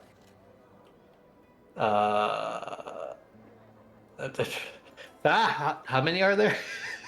There are 6 of these choir baptists, Oh, but jeez. they seem to just be singing. There are 2 keepers, there are 2 soldiers, and Oh, there's jeez. a one guy. Well, one big devil dude that's kind of lumbering above you. I'm not gonna counterspell. Instead, I will temporal shunt at 6th level to target both of the keepers, Woo! All right. What saving throw which is a wisdom save for them. that they will do? For some reason, my music isn't working. It's 120 feet, so Yeah, they're always Usually. in range. They're not very far. Wisdom save. This is the one of them, the left one. Ooh, double 16 is a fail. 21. 18 is a save. Okay, I guess which one? Oh, that gets complicated. Because I would have used. Well, I used that both of them simultaneously, so I guess which one counterspelled? Oh. We're in high level wizard duels here. I will say. Holy shit! I'm in a different fucking Roll20 campaign right now. Oh my god! I just reloaded to fix the music, and suddenly it's in my old campaign. I will roll. I can't right now. Wait, I will launch in a quick second a D4. If it's a 1, 2, the one who counterspelled got yoinked away. If it's a 3 Okay. or 4, it's not the one. So you are hoping for a 1 or 2. It's a 2, so he disappears and he doesn't counterspell. Ooh, now the question is, can the other guy then instead counterspell? I'll let them do a check. I will do a straight. Would this be Dex? Nah, it's just straight wisdom to see whether or not he has the brain capacity or faith that he believes in. The DC is your spellcasting DC, so 18. Oh boy. That's a dirty 20, so he does. So as the one gets joinked away, the other one instead brings up his hammer and counterspells you, guy. That was your turn, your action, as he now looks at you and says, Obedience, please. I have more to say. make a wisdom saving throw. All of us? No. You're still incapacitated. It's fine. I'm Fiera. I can do anything. I have no limits. 7. I will, because that probably fails. No. Succeeds, actually. Oh. Okay. He doesn't seem to be as strong as Dolwyn was. And God. as you kind of lurch free, Eirik and Isabel, you can do another wisdom saving throw as another turn has passed. And at the end of your turn, you can. Yep. And with I will advantage. put my advantage this time. Yeah, that's a 29. Definitely does Oh boy. Yeah, as the quiet Poor Eirik. continues, it seems like Eirik is just stuck there. But you, Isabel, however, you just suddenly feel what's going on and just break free. Not wanting to listen to the bullshit that's going on with this devil that is talking to you. And you can see him kind of like flaming up. You can see his big body muscles, and he has wings, not like Dolwyn. Dolwyn didn't seem to have any wings, as he kind of spreads them out and says, Nah. The hard way then, as usual with your kind. and that's where you're gonna end today's session.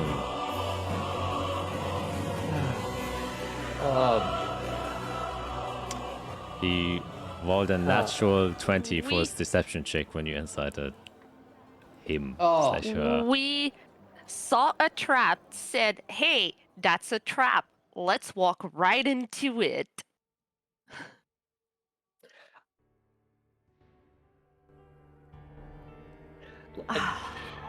I didn't. I'll be honest. I didn't think it would be a devil. Oh, I knew. I knew straight away. been I entirely- was. From I now thought on, everyone is going to be a devil. I knew it. I knew it. I Okay. knew it. God, dude. That's why I asked the question about the forge, because I knew it was like. I knew. I mean, he was being God elusive, fucking damn it. but fear has insights. I- mean, I freaking knew it. I don't have I my knew it. 7 or my 6 now, so that's I. whoops. The whoops. It's Oh, and they okay. have counter spells. Oh boy, this is gonna be a tough battle. I bet. A toughie indeed. She's giving up. And yeah. Hey, guess what? I can summon a dragon in the church. Oh boy. You could try. They have 2 counter spellers. They have. We're I know. in his. This place is probably trapped or like warded, or I will put one. we're in a devil's church. Welcome to Yep. welcome to church. Yeah. This is for the entire church.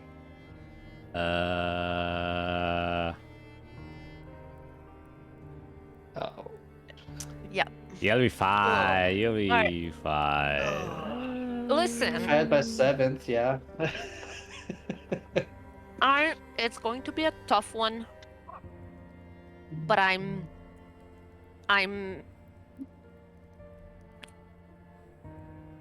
sorry. There was this fly that came like right here. I'm very tentatively optimistic towards it. Sure. I don't want to sure, say sure. I don't want to say confident. I'm not confident. I'm not gonna say confident. But Fiera doesn't have her 7th, but I do. She doesn't have her 6th, but I do. Eirik is gonna get out of that stasis. Is he? Are you sure about that?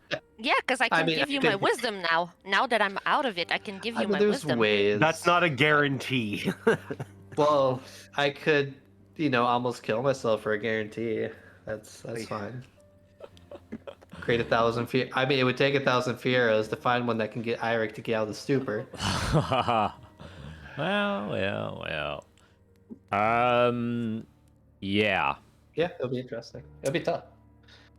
I'm trying to think if this is tougher than the other one at least you weren't surprised, but this time getting surprised is a pretty Yeah. The- we the walk element- in. Yeah.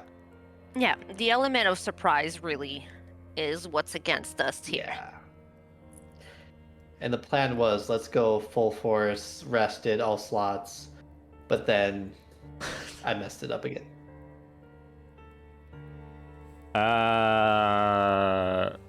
Yep. Yeah. Next church, I'm just gonna fireball it. Just that's gonna be our plan. See a church, fireball. Every church now has to be burnt. A new Fiera purge is happening within the Sapphire's plane right now. Yep. Yeah. Devil's pretty good at the deception. I mean, I shouldn't use that dice anymore. I had a real life session on last weekend. No, the weekend before that, I think. And my girlfriend was like, no, you're not going to use that dice when we're playing. That's a cursed dice. I'm like, okay. And indeed, I rolled less natural 20s when I used a different dice. So maybe I do have to put this one out of commission. Keep it for the big baddies. Ah, no. I will keep it for the low baddies. See, for the big baddies, a little bit too dangerous for you guys. Yeah, well, we will see how they will get out of it next week. Hopefully, maybe we'll see. Try and get Eirik out of his predicament and see how Fiera. I'll make a note that a guy's shunted. Yeah, I already put him out Okay. of the battle map, which I guess I can put you on the battle map so you can at least prepare. Mentally prepare. How do I cast spells? Oh, Oh, hello. Lord. God. Oh, he looks bulky. Yeah, he's a bulky guy. He's a bodybuilder of a guy. Wait, so the Lions Guard are on their side? Yeah, they're the one that counterspelled. Yeah. I just. Oh, you meant the Lion Guards, the Iron Lion. What do you mean? Yeah. Oh, okay. Yeah. But I haven't acted yet, so you aren't quite sure. We don't know yet. They They're just like, acted. What? What? Well, What? it could be mind Counterspell. What? controlled, right? They might have Yeah. things on their neck. Potentially. Oh God. Okay. That statue. The statue's freaking me out too, dude. Yeah. Oh, don't tempt Jack. He's ready to tempt. It's It's already too late. And it's moving already. Oh no. Alright. Well. It's gonna start off next session with the combat, so see you guys next week. Bye.